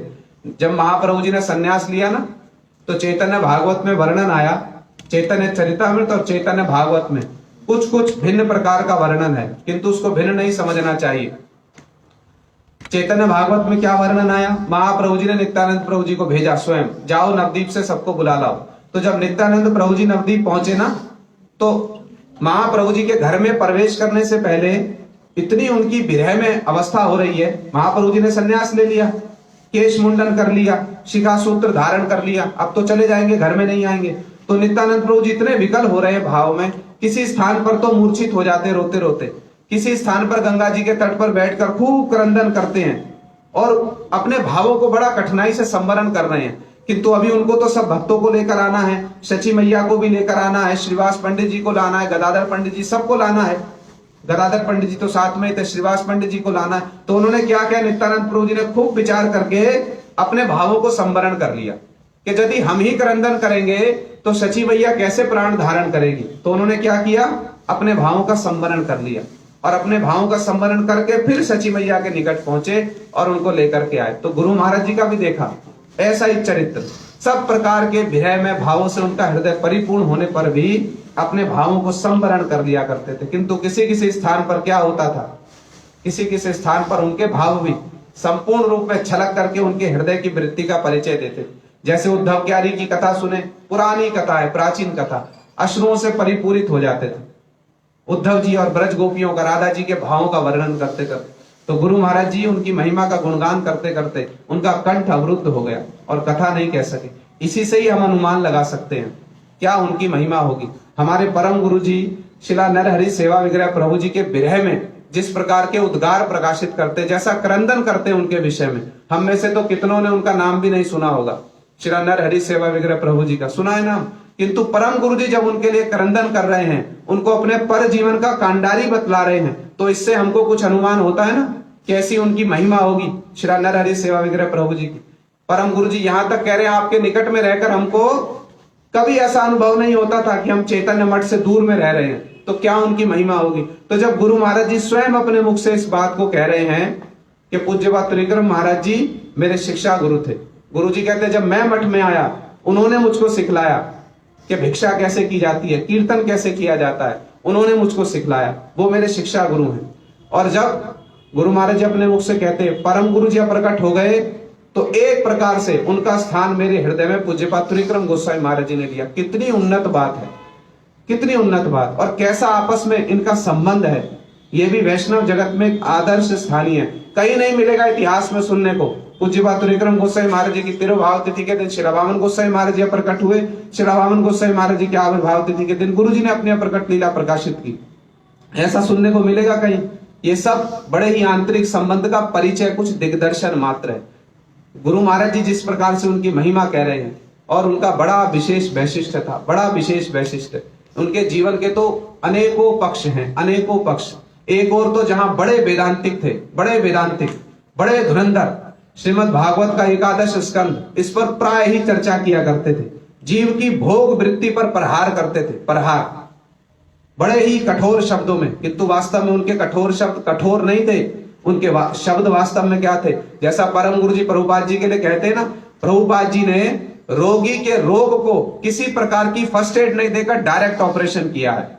अर्थात हमारे हृदय में जो भोग वृत्तियां हैं ना, उन पर कोई मर्रम पट्टी नहीं की, फर्स्ट एड नहीं की। थोड़ा थोड़ा भोग भी, संसार भी कर लो, थोड़ा थोड़ा कृष्ण भजन भी कर लो, ऐसा नहीं होगा, ऐसा कदापि नहीं होगा। डायरेक्ट ऑपरेशन किया। क्या डायरेक्ट ऑपरेशन किया? कृष्ण सेवा, कृष्ण भजन ही मनुष्य जीवन का एकमात्र कर्तव्य है। इसके अतिरिक्त मेरा और कोई कर्तव्य हो सकता है, ये विचार भी माया है। ये डायरेक्ट ऑपरेशन करना है। इसको कहते संत वास्य छिदंती मनोव्यासंग मुक्ति भी। अपनी वाणी रूपी तलवार से हमारे हृदय की गांठें वो काटेंगे संत। ऐसे ही अपराकृत संत हमारे गुरु महाराज जी के ज्येष्ठ गुरु भ्राता श्रील भक्तिवेदांत त्रिविक्रम गोस्वामी महाराज जी थे। बड़े वेदांतिक, और प्राय इन्हीं सब विषयों की चर्चा करते थे। और कहते थे इस बात को, तुम ब्रज प्रेम प्राप्त करना चाहते हो, ब्रज गोपियों जैसा प्रेम प्राप्त करना चाहते हो, किंतु ब्रज गोपियों ने कृष्ण सेवा के लिए जिस प्रकार का त्याग किया है, उसका किंचित मात्र सा भी त्याग तुम्हारे जीवन में आया है? आया तुम्हारे जीवन में? ब्रज मंडल की परिक्रमा हो रही थी, और उन्होंने कहा इस बात को कि जब परिक्रमा प्राय समाप्त हो गई ना, समाप्ति की ओर थी, तो उन्होंने कहा एक स्थान पर कि 1 मास से प्राय हमारी ब्रजमंडल की परिक्रमा चल रही है। हम सब परिक्रमा भी कर रहे हैं, किंतु हमारा मन कहाँ है? हमारा मन कहाँ है? हमारा मन है अपने घर में। हम 1 मास से विचार कर रहे हैं कि बहुत दिन हो गए घर से दूर, पुत्री को नहीं देखा, पुत्र को नहीं देखा, व्यापार की क्या अवस्था है, बस शीघ्र परिक्रमा समाप्त हो, घर में लौट करके जाएं और देखेंगे सब ठीक ठाक है। तो वो कहते हैं हम शरीर से तो परिक्रमा कर रहे हैं, किंतु हमारा मन कहाँ पर है? मन हमारा उसी स्थान पर है। हमारे महाराज जी श्री भक्ति विज्ञान भारती गोस्वामी महाराज जी इस बात को कोट करते थे, you are where your mind is. हमारी उपस्थिति वहां है जहां हमारा मन है। तो शिला महाराज जी कहते थे मन तो है वहां पर, और इच्छा कर रहे हैं, प्रार्थना कर रहे हैं ब्रज प्रेम प्राप्त करने की, ब्रज गोपियों जैसा प्रेम प्राप्त करने की। मिलेगा? ब्रज गोपियां, कृष्ण ने रास लीला में ब्रज गोपियों का आवाहन किया, बांसुरी बजाई बंशी, और बहुत सारी ब्रज गोपियां कृष्ण के निकट में चली गई, किंतु कुछ ऐसी भी थी जो रास में प्रवेश नहीं कर सकी, उनको रोक दिया उनके घर वालों ने। तो उन ब्रज गोपियों की क्या अवस्था हुई? वो मन ही मन से कृष्ण के निकट में पहुंच गई, मन ही मन से कृष्ण के निकट में चली गई। तो उनके जहां उनका मन चला गया वहां उनकी उपस्थिति हुई तो कृष्ण से दूर है, किंतु उनका मन कहां है? कृष्ण के निकट में है। किंतु हम ब्रज धाम में है, किंतु हमारा मन कहां है? हमारा मन तो घर में विचरण कर रहा है, गृह कार्यों में विचरण कर रहा है, ग्रह की चिंता में विचरण कर रहा है। तो महाराज जी कहते थे इस बात को, चिंतन मनन वहां का चल रहा है। प्रार्थना करेंगे ब्रज गोपियों जैसा भाव मिल जाए, मिलेगा? उसके लिए एलिजिबल होना पड़ेगा पहले। जैसे ब्रज गोपियों ने कृष्ण सेवा के लिए अपना सर्वस्व त्याग किया, लोक लज्जा मर्यादा को भी त्याग कर दिया, ऐसा हमको आदर्श प्रस्तुत करना पड़ेगा, तब तो कृष्ण के निकट में प्रार्थना करेंगे। हाँ, हमको भी क्या कर दो आप, हे श्याम सुंदर शिखंड शेखर स्मेर हास मुरली मनोहर राधिका रसिक माम कृपा निधि स्वप्रिया चरण किंकरी गुरु, हमको अपनी प्रिया राधिका जी की आप किंकरी बना दो। जब योग्यता आएगी, ऐसी त्याग किया होगा, तब तो प्रार्थना करोगे भगवान के निकट में जाकर। हम तो क्या करते हैं, शिला महाराज जी कहते थे हास प्रयास करते हुए इस बात को, हम तो दान पात्र में नोट भी वो डालेंगे जो फटा हुआ हो, सड़ा हुआ हो। अब ये किसी कार्य का नहीं है तो क्या करो, कृष्ण सेवा में लगा दो। तो शरीर भी जब वृद्ध हो जाएगा, किसी कार्य का नहीं, तो क्या करो, हाँ अब कुछ भगवान का भजन कर लो, तो भगवान के साथ भी क्या होगी, किसी प्रकार की कुछ सेटलमेंट हो जाएगी। देखो अंत समय में सही हमने आपका नाम तो लिया है, अब हमको कुछ तो फल मिलना चाहिए, होता है ना ऐसा, अंत समय में ही सही, किंतु हमने आपका नाम तो लिया है। तो महाराज जी कहते थे बस सारा जीवन ये सेटलमेंट करते रहते भगवान के साथ में। किंतु वो क्या कहते थे, प्रत्येक वस्तु का अग्रभाग कृष्ण को अर्पण करना पड़ेगा। यदि हमने भी वास्तव में ऐसा त्याग किया है, यदि वास्तव में हमारे हृदय की वृत्ति ऐसी है जैसी ब्रजवासियों की, अभी सुन रहे थे ना इस बात को, ब्रज भाव गोपी जैसा भाव की बात करते, कि महाराज जी कहते हैं जशोदा मैया यदि ये सुन ले कि कृष्ण का कुछ अनिष्ट हो गया, मैया का मन लगेगा कहीं पर एक क्षण के लिए भी। मैया ने सुना कृष्ण जमुना में कूद गए, कालिया से युद्ध कर रहे हैं, तो मैया क्या कर रही है, बड़े बलपूर्वक उनको नंद बाबा इत्यादि, रोहिणी मैया इत्यादि ने रोका। मैया तो कालिया देह में प्रवेश करना चाहती, कहती मैं भी कूदूंगी जहां मेरा लाला कूद गया। बड़ी कठिनाई से उनको प्रवेश किया, उनको रोका बड़ी कठिनाई से। हमारी अवस्था है ऐसी, हम तो सुन रहे हैं कृष्ण मर गए, कृष्ण मर गए, तो हमारे मन में तो कोई विकार नहीं आया, कृष्ण मर गए।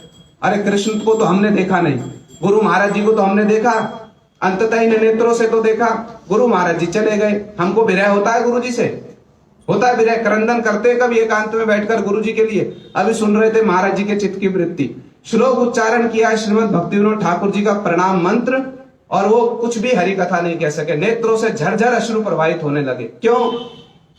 उनका ऐसा संबंध है, उनको विरह है वास्तव में ऐसा।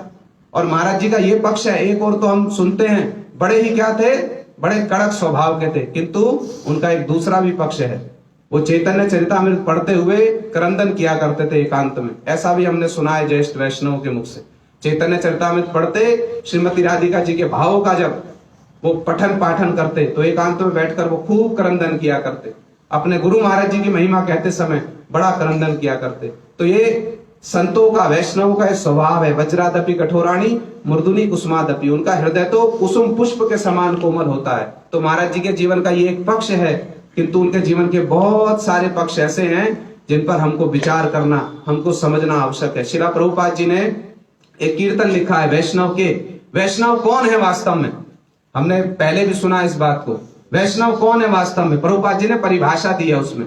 अभी साधुता की परिभाषा सुन रहे ना, प्रभुपाद जी ने उस कीर्तन में परिभाषा दी है, कनक कामनी प्रतिष्ठा भागनी झाड़िया छे जारे सही तो वैष्णव, सही अनासक्त सही शुद्ध भक्त संसार तथा पाए पराभव। अरे कनक कामनी प्रतिष्ठा वैष्णव ने नहीं छोड़ दी, ये कनक कामनी प्रतिष्ठा नहीं जिसको छोड़ दिया कि यहां पर तो हमारा आदर ही नहीं है, इनके निकट में जाकर क्या करें, ऐसे व्यक्ति को वैष्णव कहा जाएगा। तो श्रील प्रभुपाद जी ने उस कीर्तन में जो एक वैष्णव के वैष्णव किसको कहा जाता है, डेफिनेशन दी है वैष्णवता की, परिभाषा दी है वैष्णवता की। उसमें श्रील प्रभुपाद जी ने कनक कामनी प्रतिष्ठा 3 वस्तुओं को बतलाया। तो कनक और कामनी, कामनी शब्द का व्यवहार किया 4 बार, कनक शब्द का व्यवहार किया 3 बार, प्रतिष्ठा शब्द का व्यवहार किया 14 बार प्रभुपाद जी ने। ये प्रतिष्ठा जो है ना, साधक इसको नहीं छोड़ सकता। कनक कामनी तो फिर भी छूट जाए, यद्यपि छूटती नहीं है, बड़ा कठिन है, किंतु किसी प्रकार यदि छूट भी जाए, ये प्रतिष्ठा नहीं छूट सकती, बड़ी कठिनाई से प्रतिष्ठा छूटेगी। किंतु इन नित्य सिद्ध गौर जनों का कैसा सुमहान आदर्श है, महाराज जी के तो जीवन का ही आदर्श रहा। अपने मुख से कहते थे इस बात को, I want to leave this world unseen and unknown.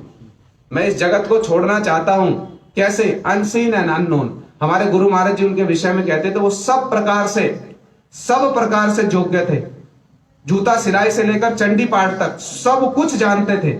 और गुरु महाराज जी कहते वो इतने श्रेष्ठ वैष्णव थे जिनके विषय में ये बात संपूर्ण रूप में चरितार्थ होती है, ब्रह्मांड तारिते शक्ति धरे जने जने। किंतु कैसा जीवन बिताया उन्होंने, एक भीष्म प्रतिज्ञा कर ली, मैं कभी शिष्य नहीं करूंगा। हमारे परम गुरु जी की इच्छा थी उनको आचार्य बनाने की, उन्होंने हाथ जोड़कर निषेध कर दिया, हमको आचार्य पद नहीं चाहिए, हमको आचार्य पद नहीं चाहिए।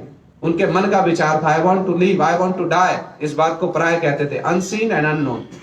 ये प्रतिष्ठा को तो ऐसे मलवत परित्याग कर दिया। हरिकथा बोलते थे मथुरा में, और उनके जीवन का एक पहलू है, पक्ष है। हमारे गुरु महाराज जी 4 वर्ष के पश्चात उनसे मठ में आए, किंतु गुरु महाराज जी को वो जिस प्रकार से गुरु बुद्धि करते थे, साष्टांग प्रणाम करते थे गुरु जी को, और गुरु जी से प्रश्न पूछते थे, पत्र लिख करके प्रश्न पूछते थे गुरु जी से।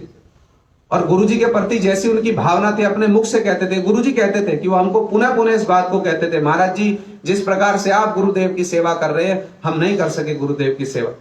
ऐसा उनका इतना तृणादपि सुनीच उनका विचार था। मथुरा में थे एक समय, जन्माष्टमी का अवसर था, और गुरु महाराज जी इतनी मर्यादा देते थे उनको। गुरु जी का भी बड़ा विशेष वैशिष्ट है ये, गिरिराज जी की यदि पूजा भी करनी होती थी ना, तो गुरु महाराज जी एक क्षण के लिए भी नहीं भूलते थे कि ज्येष्ठ है। छोटी से छोटी आरती भी गुरु महाराज जी पहले उनको करने को देते थे। दोनों का ही ऐसा आदर्श है ना, एक संबंध ऐसा है जिसको कहते हैं वैष्णव व्यवहार, वैष्णव एटिकेट्स। क्या अद्भुत उनका संबंध है दोनों का। नवदीप में परिक्रमा के समय में हम गुरु जी को सेवा कर रहे थे, कथा के बाद, एक मिनट, कथा के बाद गुरु जी कक्ष में आए, हम लोग उनको सेवा कर रहे थे, तो बाहर से एक आवाज आई, महाराज, ऐसे एक आवाज आई। गुरु जी इतना, ये त्रिविक्रम महाराज जी की आवाज है, जबकि त्रिविक्रम महाराज जी नहीं थे बाहर, लेकिन गुरु जी को प्रतीत हुआ ये त्रिविक्रम महाराज जी है। और वो चलकर मेरे, क्योंकि महाराज जी नीचे रहते थे, गुरुदेव ऊपर रहते थे, ये चलकर मेरे पास आए। गुरु जी एकदम खड़े हो गए, लेटे हुए एकदम बैठ गए। हमने बोला नहीं नहीं त्रिविक्रम महाराज जी, अरे देखो त्रिविक्रम महाराज जी, खोलो दरवाजा, त्रिविक्रम महाराज जी नहीं है, खोलो दरवाजा। इतने बिगड़ गए, और गुरु जी एकदम खड़े हो रहे हैं उनका स्वागत करने के लिए। लेकिन जब देखा खिड़की से, त्रिविक्रम महाराज जी नहीं थे, वो किसी और की आवाज थी। बस श्रवण मात्र से कि उनकी आवाज है, गुरु जी एकदम खड़े हो गए। ये प्रत्यक्ष देखा, सिर्फ अनुमान लगाया कि उनकी आवाज है, तो वो यहां तक चलकर आए हैं, गुरुदेव एकदम खड़े हो गए।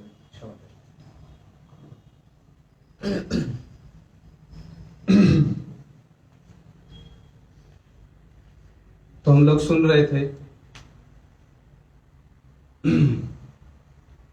कि गुरु महाराज जी उनको छोटी से छोटी क्रिया में भी जिस प्रकार की मर्यादा दिया करते थे, और हमारे महाराज जी का भी हमने आदर्श देखा। मथुरा में एक समय में थे, और जन्माष्टमी के अवसर पर उन्होंने हरि कथा कही। गुरु जी ने ज्येष्ठ थे, पहले उनको बोलने को दिया। कैसा उनका तृणादपि सुनीच का विचार था, गुरु जी ने उनको बोलने को दिया। महाराज जी ने हरि कथा प्रारंभ की, और क्या कहते हैं कि कृष्ण के जन्म की उपलब्धि एकमात्र साधु संग में ही हो सकती है। मुझको तो आज तक कृष्ण के जन्म की उपलब्धि नहीं हुई, इसलिए जिनकी कृपा से, जिनके माध्यम से हमको कृष्ण के जन्म की उपलब्धि हो सकती है, मैं उनसे निवेदन करता हूं कि वो कृपा पूर्वक हरि कथा कहें और हमको कृष्ण के जन्म की उपलब्धि करा दें। ये कहा और गुरु जी को माइक दे दिया। नवदीप में थे कभी राधा कुंड के तट पर, गुरु महाराज जी ने उनको हरि कथा बोलने के लिए दिया और शिला महाराज जी ने अपनी हरि कथा प्रारंभ की। और क्या कहते हैं अपनी हरि कथा में, ये जो नवदीप धाम है ना, इस नवदीप धाम में वृंदावन की समस्त संपद, वृंदावन का समस्त रस, वृंदावन का समस्त वैभव इस नवदीप धाम में क्या है, लुकायित है, अंतर्निहित है। किंतु धाम जो है ना, वो सबके निकट में अपनी महिमा को प्रकाशित नहीं करते। जो लोग अधिकारी नहीं है उनके निकट में अपनी महिमा को प्रकाशित नहीं करते। तो मेरे निकट में तो धाम ने अपनी महिमा को प्रकाशित नहीं किया। इसलिए मैं वैष्णवों के निकट में, ज्येष्ठ वैष्णवों के निकट में मैं प्रार्थना करता हूं कि वो कृपा पूर्वक क्या करें, हमको धाम की महिमा श्रवण कराएं, जिससे मैं कभी धाम की उपलब्धि कर सकूं, धाम की महिमा की उपलब्धि कर सकूं। और गुरु महाराज जी के हाथ में माइक दे दिया। ये साधारण है, सुनने में लगती है सब साधारण साधारण बातें, किंतु संभव है ऐसा। अपने से कनिष्ठ गुरु भ्राता जो उनसे 4 वर्ष पश्चात मठ में आए हैं, उन कनिष्ठ गुरु भ्राताओं के इतने हजारों शिष्यों के निकट में समक्ष भी वो जिस प्रकार से गुरु जी का अनुगत्य करके चलते थे, उनके निकट में पैसा आता था, लोग उनको धन देते थे ना सेवा करने के लिए, तो धन को जमा करके रखते थे। और जब गुरु जी आते थे ना, गुरु जी के निकट में पैसा दे देते, उनको गुरु जी के हाथ में पैसा दे देते थे। जितना धन उनके निकट में जमा, महाराज जी आप सेवा में लगा दीजिए, हमारी योग्यता नहीं है सेवा में लगाने के लिए। जिस प्रकार का जीवन, जिस प्रकार का आदर्श उन्होंने संपूर्ण जीवन में अपने फॉलो किया, जिस प्रकार का आदर्श उन्होंने दिखलाया अपने जीवन से, बहुत कठिन है, बहुत कठिन। साधुता की जो परिभाषा हम लोग सुनते हैं ना, मत कृते त्यक्त स्वकर्माणस त्यक्त स्वजन बांधवा, एक एक साधुता की जो परिभाषा भगवान ने दी है, एक एक परिभाषा को उन्होंने अपने जीवन में चरितार्थ करके दिखाया। एक एक परिभाषा को हम सुनते हैं इस बात को प्राय ही, कि जब घर छोड़कर आए ना, बड़े धनी मानी परिवार के थे, बड़े ही बुद्धिमान, बड़े मेधावी, तो भगवत इच्छा से क्या किया था, संसार अर्थात विवाह हुआ उनका। किंतु वास्तव में यहाँ पर मर्त्य बुद्धि ना कर ले हम लोग, महापुरुषों का ये सब क्रिया दिखलाई देने पर भी बद्ध जीवों के समान नहीं होती है। किंतु जब मठ में आ गए ना युवावस्था में, तो इनके परिवार वालों ने इनको घर में लौटा लाने के लिए बड़ी चेष्टा की, बड़ी चेष्टा। किंतु भगवान कह रहे ना, दृढ़ाम, बड़े दृढ़ होते हैं मेरे भक्त। और ये क्यों करते हैं इस प्रकार की लीला? यदि ये स्वयं करके नहीं दिखलाएंगे तो हमको भी प्रेरणा नहीं मिलेगी संसार की अनित्यता की, हमको भी प्रेरणा नहीं मिलेगी कि हमको भी एक दिन संसार छोड़कर जाना है, इन बंधु बांधवों को छोड़कर जाना है। इसलिए वो स्वयं आचरण करके दिखलाते हैं। तो उनकी पत्नी और उनके परिवार वाले उनको लेने के लिए आए मठ में, और उनकी पत्नी ने उनसे कहा, सुना है ना हमने पुनः पुनः इस बात को, कि मैं यदि आप आज घर में नहीं लौटेंगे तो मैं यहीं पर क्या करूंगी, मैं अपने शरीर को जला लूंगी, मैं दाह करूंगी यहीं पर। तो महाराज जी कहते हैं, यदि तुम्हारे पास में केरोसिन मिट्टी का तेल है, दिया सलाई मैं दे देता हूं, जला लो, हम नहीं जाएंगे। इतना दृढ़ हो सकते हैं? कोई यदि साधारण व्यक्ति हो, कोई जागतिक व्यक्ति हो सकती है इतनी दृढ़ता भजन के लिए? तो इसी से ही सिद्ध होता है, इसी से ही अनुमान होता है। भगवान कपिल देव जो सब बातें बतला रहे ना, दृढ़ाम, इतने दृढ़ होते हैं वो मेरा भजन करने के लिए, ऐसा अनुरक्त होते हैं वो मेरे चरणों में। तो एक एक भागवत के श्लोकों में जहां साधुता की परिभाषा दी गई है, महाराज जी उस एक एक परिभाषा को अपने जीवन में चरितार्थ करके दिखला रहे। इसलिए आज उनकी शुभाविर्भाव तिथि है, समय हो चला है, बोलने को तो बहुत कुछ है। ये वैष्णवों की महिमा, गुरु वर्गों की महिमा, इसका तो कोई अंत ही नहीं है। यदि कोई हमसे ये कहे ना, शिला स्वामी महाराज जी से किसी ने विदेश में प्रश्न किया, क्या आपने भगवत दर्शन किए हैं, क्या आपने भगवान को देखा है? तो उन्होंने कहा, मैंने तो प्रत्येक क्षण भगवान का दर्शन किया है। तो एक दिन हमने विचार किया इस बात पर, और मन में एक बात आई। मन में क्या बात आई? यदि कोई हमसे पूछे कि आपको भगवान का दर्शन हुआ है या नहीं हुआ, तो हम क्या उत्तर देंगे बताओ? यदि कोई आपसे पूछे आपको भगवान का दर्शन हुआ है कि नहीं हुआ, क्या उत्तर दोगे बतलाओ? हाँ दोगे उत्तर या ना दोगे बतलाओ? हुआ भगवान का दर्शन? नहीं हुआ भगवान का दर्शन? अरे पूछ रहे हैं, उत्तर दोगे कि नहीं दोगे? भगवान का दर्शन हुआ कि नहीं हुआ? नहीं। हाथ खड़े करो जिनको भगवत दर्शन हुआ है। किसी को भगवत दर्शन हुआ? गुरु के रूप में भगवत दर्शन हुआ कि नहीं हुआ? किंतु गुरु उस कोटि का होना चाहिए भाई, गुरु भी उस कोटि का होना चाहिए जिनके विषय में कहा गया साक्षात हरित्वेन समस्त शास्त्र, जो साक्षात हरि का स्वरूप है, उनका जब दर्शन हो गया तो भगवत दर्शन हमको नहीं हुआ। कह सकते हैं हम इस बात को कि हमको भगवत दर्शन नहीं हुआ? भगवान अपने मुख से कह रहे हैं इस बात को। आचार्य माम बिजानियात नावमर्तेत नावमन्येत कार्चित, आचार्य को मेरा स्वरूप समझो। तो आचार्य को भगवान का स्वरूप जब समझ रहे हैं तो भगवान का दर्शन हमको हुआ कि नहीं हुआ? तो कह सकते हैं हम इस बात को। तो आज के पश्चात यदि कोई आपसे कहे आप भजन करते हो, आपको भगवान का दर्शन हुआ, तो क्या उत्तर दोगे? जोर से बोलो, क्या उत्तर दोगे? हुआ भगवत दर्शन। श्री विग्रह का भी दर्शन है, किंतु फिर कोई ये पूछ रहे श्री भगवान के साथ वार्तालाप हुआ? यदि श्री विग्रह का दर्शन बोल दे तो अधूरी बात रह जाएगी। भगवत दर्शन तो हुआ, किंतु कोई पूछेगा भगवान आपसे बात करते हैं, तो आप क्या कहोगे? अरे भगवान के साथ में तो हम बहुत साल रहे, हम तो भगवान के साथ में प्रसाद पाया बहुत बार हमने। नहीं कह सकते इस बात को हम।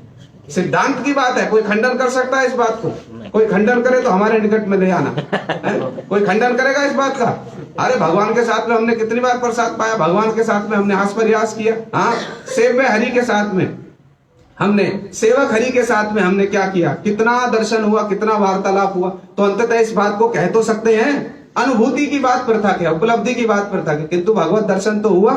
तो ये गुरु का, ऐसे जो सदगुरु हैं जिनके विषय में कहा गया साक्षात हरित्वेन समस्त शास्त्रे, वैसे उन्नत गुरु हो तो उनका दर्शन यदि हमने किया तो हमने भगवत दर्शन भी किया है। इसलिए आज कहने के लिए तो बहुत कुछ है। महाराज जी के चरणों में हमारा यही निवेदन है, जिस प्रकार का भजन आदर्श, जिस प्रकार का गुरु सेवा का आदर्श, जिस प्रकार का सब समय अपने मुख से इस बात को कहते थे, सिंपल लिविंग हाई थिंकिंग, जिस प्रकार का ये आदर्श आप छोड़ गए हैं, उस आदर्श का कुछ हम अनुसरण कर सकें, तब तो हमारा वास्तव में इस तिथि को मनाना और आपके आविर्भाव की तिथि का उपलब्धि होना वो हमारा सार्थक होगा। जय शिला भक्ति वेदांत त्रिविक्रम गोस्वामी महाराज जी की, शिला भक्ति वेदांत नारायण गोस्वामी महाराज जी की, शिला भक्ति वेदांत वामन गोस्वामी महाराज जी की, शिला भक्ति विज्ञान भारती गोस्वामी महाराज जी की, शिला परम गुरुदेव की, सपार्श शिला प्रभुपाद की, गौर प्रेमानंदे हरि हरि।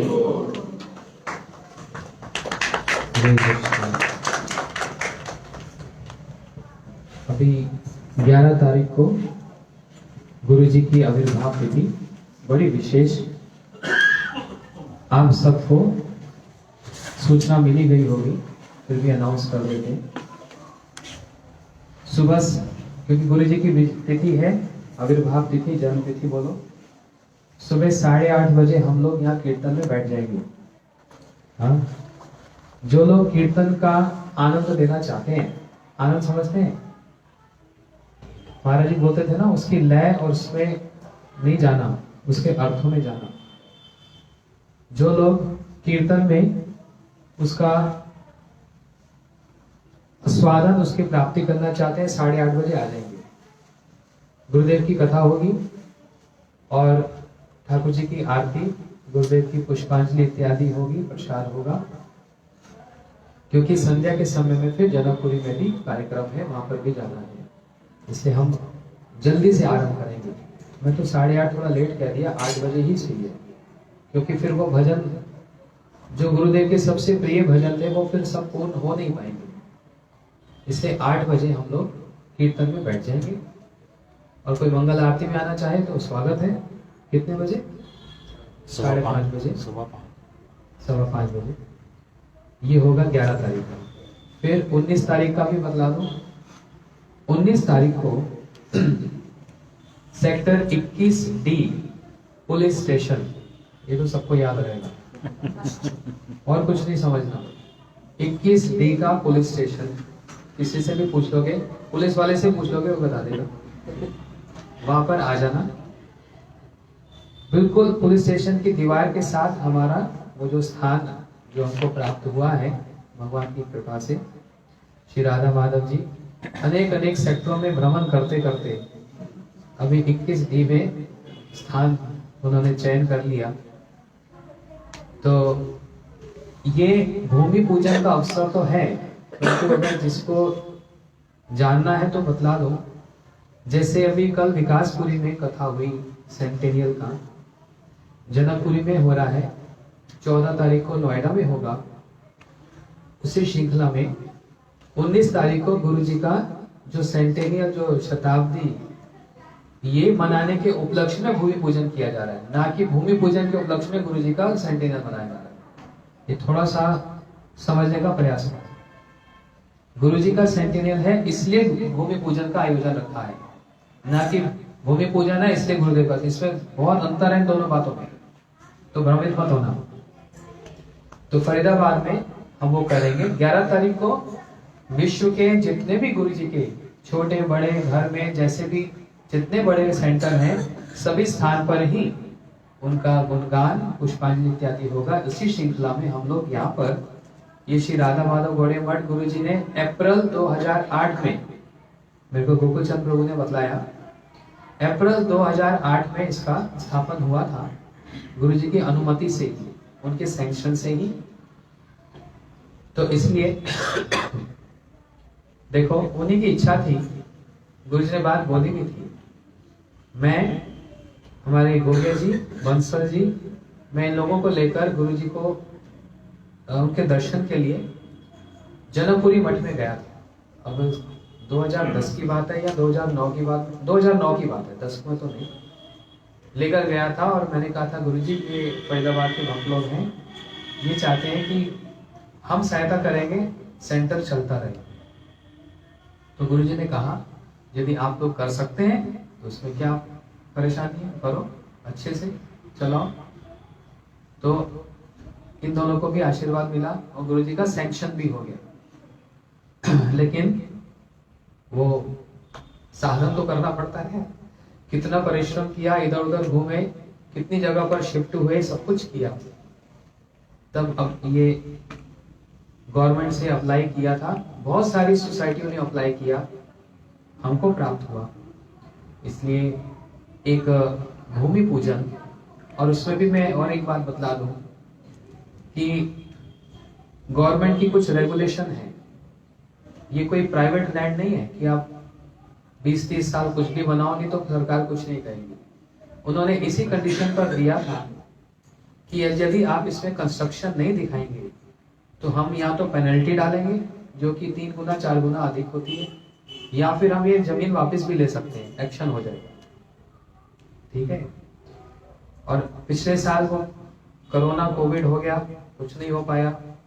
अभी सभी महाराज लोग दिल्ली में, नोएडा में हैं, सबकी उपस्थिति में सबसे बात हो गई। पूज्यपाद माधव महाराज जी, पूज्यपाद वन महाराज जी, पूज्यपाद श्रीधर महाराज जी, उमा दीदी, ये सब भक्त लोग ज्येष्ठ हमारे सब पधारेंगे। तो इसलिए कह रहा हूं कि आप समझ लीजिए कि आप सबका क्या कर्तव्य बनता है। ठीक है। ये आयोजन में दिल्ली, नोएडा और बाहर से भी, अंबाला से भी भक्त लोग और जलंधर के भी और बहुत चंडीगढ़ के भी भक्त लोग आ रहे हैं। ठीक है। हमारे इस गुरुदेव के सेंटेनियल में भाग लेने के लिए, उनकी महिमा श्रवण करने के लिए, और साथ साथ गुरु जी के द्वारा स्थापित राधा माधव गौड़िया मठ की जो नींव है उसके लिए आ रहे हैं। उसके लिए हम लोगों को तैयार होना पड़ेगा, उनके स्वागत के लिए और उनकी सेवा करने के लिए। और ये सिर्फ उस समय की बात नहीं, एक बात हमेशा मन में रखना, जब भी मठ में आना होता है उस समय मन में एक भावना होनी चाहिए, मैं यहाँ पर कुछ सेवा करके जाऊंगा। प्रसाद परिवेशन, उसके बाद सफाई इत्यादि क्रिया, कुछ भी बिना सेवा के कोई आना निरर्थक है, क्योंकि हम यहाँ पर सेवा करने ही आ रहे हैं। और जो कोई सेवा नहीं कर सकता तो कथा सुनना भी तो सेवा है। संजय बाबू आए यहाँ पर किस उद्देश्य से आए? कथा कहने आए? ये सेवा नहीं है? हम लोगों को जो इतने सुंदर सुंदर भागवत जी के ये सब, कपिल भगवान के ये सब चरित्र को सुना, प्रेरणा मिलती है कि नहीं? तो इससे इनकी सेवा होगी नहीं। और यदि हम बैठे यहाँ पर, आप लोग ना हो, किसको कथा सुनाएंगे? तो हमारी भी सेवा है, श्रवण वालों की भी सेवा, कीर्तन करने का लिए सेवा, जो प्रसाद बनाकर लाए, जो बना रहे हैं उनकी भी सेवा, और जो प्रवेशन कर रहे हैं। इसलिए हमेशा बिना सेवा के कभी नहीं जाना चाहिए। आप लोग करते हो, मैं आपको सिखा नहीं रहा हूं, लेकिन एक बात है, इसको हमेशा अपने हृदय में रखना, बिना सेवा के कभी नहीं जाना चाहिए। हमेशा उस सेवा को, सहयोग को प्राप्त करके, घर में तो सेवा करते ही हम लोग, तो गुरु जी के स्थान पर, ये गुरु स्थान है हमारा, ठाकुर जी का स्थान है, यह बिना सेवा के हम कैसे जाएंगे? तो सबकी जैसी योग्यता, शरीर से, मन से, तन से, धन से, उसी प्रकार सेवा। तो उस दिन भी सुबह 7 बजे का समय दिया है। क्यों? अद्वैत सप्तमी है, श्री अद्वैताचार्य जी का आविर्भाव तिथि है, ये तिथि निकाली गई, बड़ी शुभ तिथि है। और उस दिन सबका व्रत होगा, ठीक है। घर से तो कोई खा के आएंगे नहीं, और 12 बजे से पहले प्रसाद होता भी नहीं व्रत के दिन, उनकी विशेष तिथि है। तो इसलिए हम लोग सुबह 7 बजे वहां पर यज्ञ, महाराज जी आएंगे, सब लोग आएंगे, यज्ञ होगा। आप लोग उस यज्ञ में भाग लेंगे, आपका ही लाभ होगा। तो इसलिए यज्ञ तो 7, सवा 7 का समय दिया है। और अब आप लोग विचार कर लो, आपको कितने बजे वहां पहुंचना चाहिए? 5-1 बजे आ जाओ। सही कह रहे हो, हंसने वाली बात नहीं है। मंगल आरती नहीं करो? मंगल आरती उस दिन सब लोग मंगल आरती यहीं पर करेंगे, और फिर यहीं से एक साथ चलेगा वहां पर। मैं तो पहले से वहां पर होऊंगा, हमको थोड़ा देखना है सब कुछ। आप लोग यहाँ आना चाहो, मंगल आरती तुरंत यहाँ पर करके तुरंत वहां पहुंच जाओ, जिससे कि अब आप लोग सामने होंगे तो मैं कुछ कह सकता हूँ, अच्छा आप ये कर लो, आप वो कर लो, क्योंकि इतने भक्तों का स्वागत करना है, और स्वागत बहुत अच्छे से करना है, अच्छे से। सभी महाराज लोगों का, सन्यासी ब्रह्मचारी जाएंगे, जो हमारे भक्त लोग आएंगे, गुरु भाई गुरु बहन, सबका अच्छे से स्वागत करना है। उसका भी हम कुछ बनाते हैं हिसाब, लेकिन आप लोग पहले होंगे तभी तो स्वागत होगा, ठीक है। यज्ञ होगा, भित्ति स्थापन होगा, उसके बाद कथा कीर्तन भी होगा, गुरु जी की महिमा का गान होगा, पुष्पांजलि इत्यादि होगा, और फिर अनुकल्प प्रसाद, व्रत वाला जो प्रसाद होता है, उसमें लाने की आपको आवश्यकता नहीं, हम लोग सब व्यवस्था कर रहे हैं। कोई लाना चाहे गुरु जी को भोग लगाने के लिए, उसमें कोई हानि नहीं, लेकिन देख लेंगे, उस पर विचार कर लेंगे बाद में। परंतु आप लोग सब समय पर वहां पहुंचना। कोई ये मत सोचना अरे कथा तो 9 बजे होगी, प्रसाद तो 12 बजे, तो 10:30 पहुंच ही जाते हैं। ये आपका अपना स्थान है, ये मेरा अकेले का तो नहीं है, आपका अपना स्थान है, आपको वहां पर जल्दी पहुंचना है। तो ये मैंने थोड़ा सा उसका विवरण दे दिया, आप अपने हिसाब से, अपने समय के हिसाब से, काम के अनुसार देख लो। अभी समय है, पहले से जिसको छुट्टी लेनी है ले लो, और सारी व्यवस्था करो। बस इतनी सी प्रार्थना में करनी थी, भक्तों की ओर से ये सूचना देनी थी। तो 19 तारीख को हमारा ये कार्यक्रम रहेगा। आप अपने मित्रों को, पड़ोसियों को, रिश्तेदारों को बुला लो, ठीक है। वो जो इतने समाज को देखेंगे, वैष्णव समाज कथा सुनेंगे, उनको भी एक प्रेरणा मिल जाएगी। हो सकता है वो भी भक्ति करना, हरि नाम करना आरंभ कर दो। ये अच्छा सहयोग है, ठीक है। हरे कृष्ण, गौर प्रेमानंद। कल स्टार्ट कर दो, तुरंत आरती होगी, फिर समय भी हो गया तो प्रसाद आप सम्मान।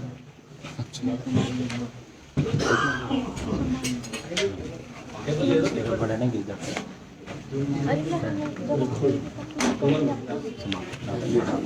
इसको भी सेव कर लेते, वो कर लोगे ना आप अपलोड।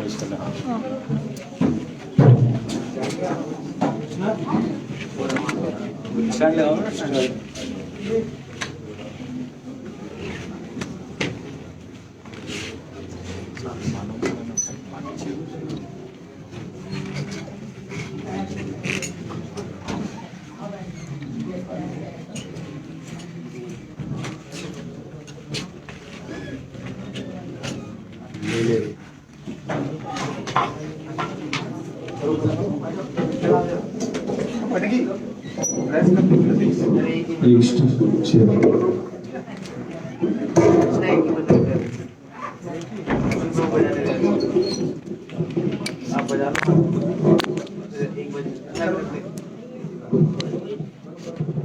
श्री गुरु चरण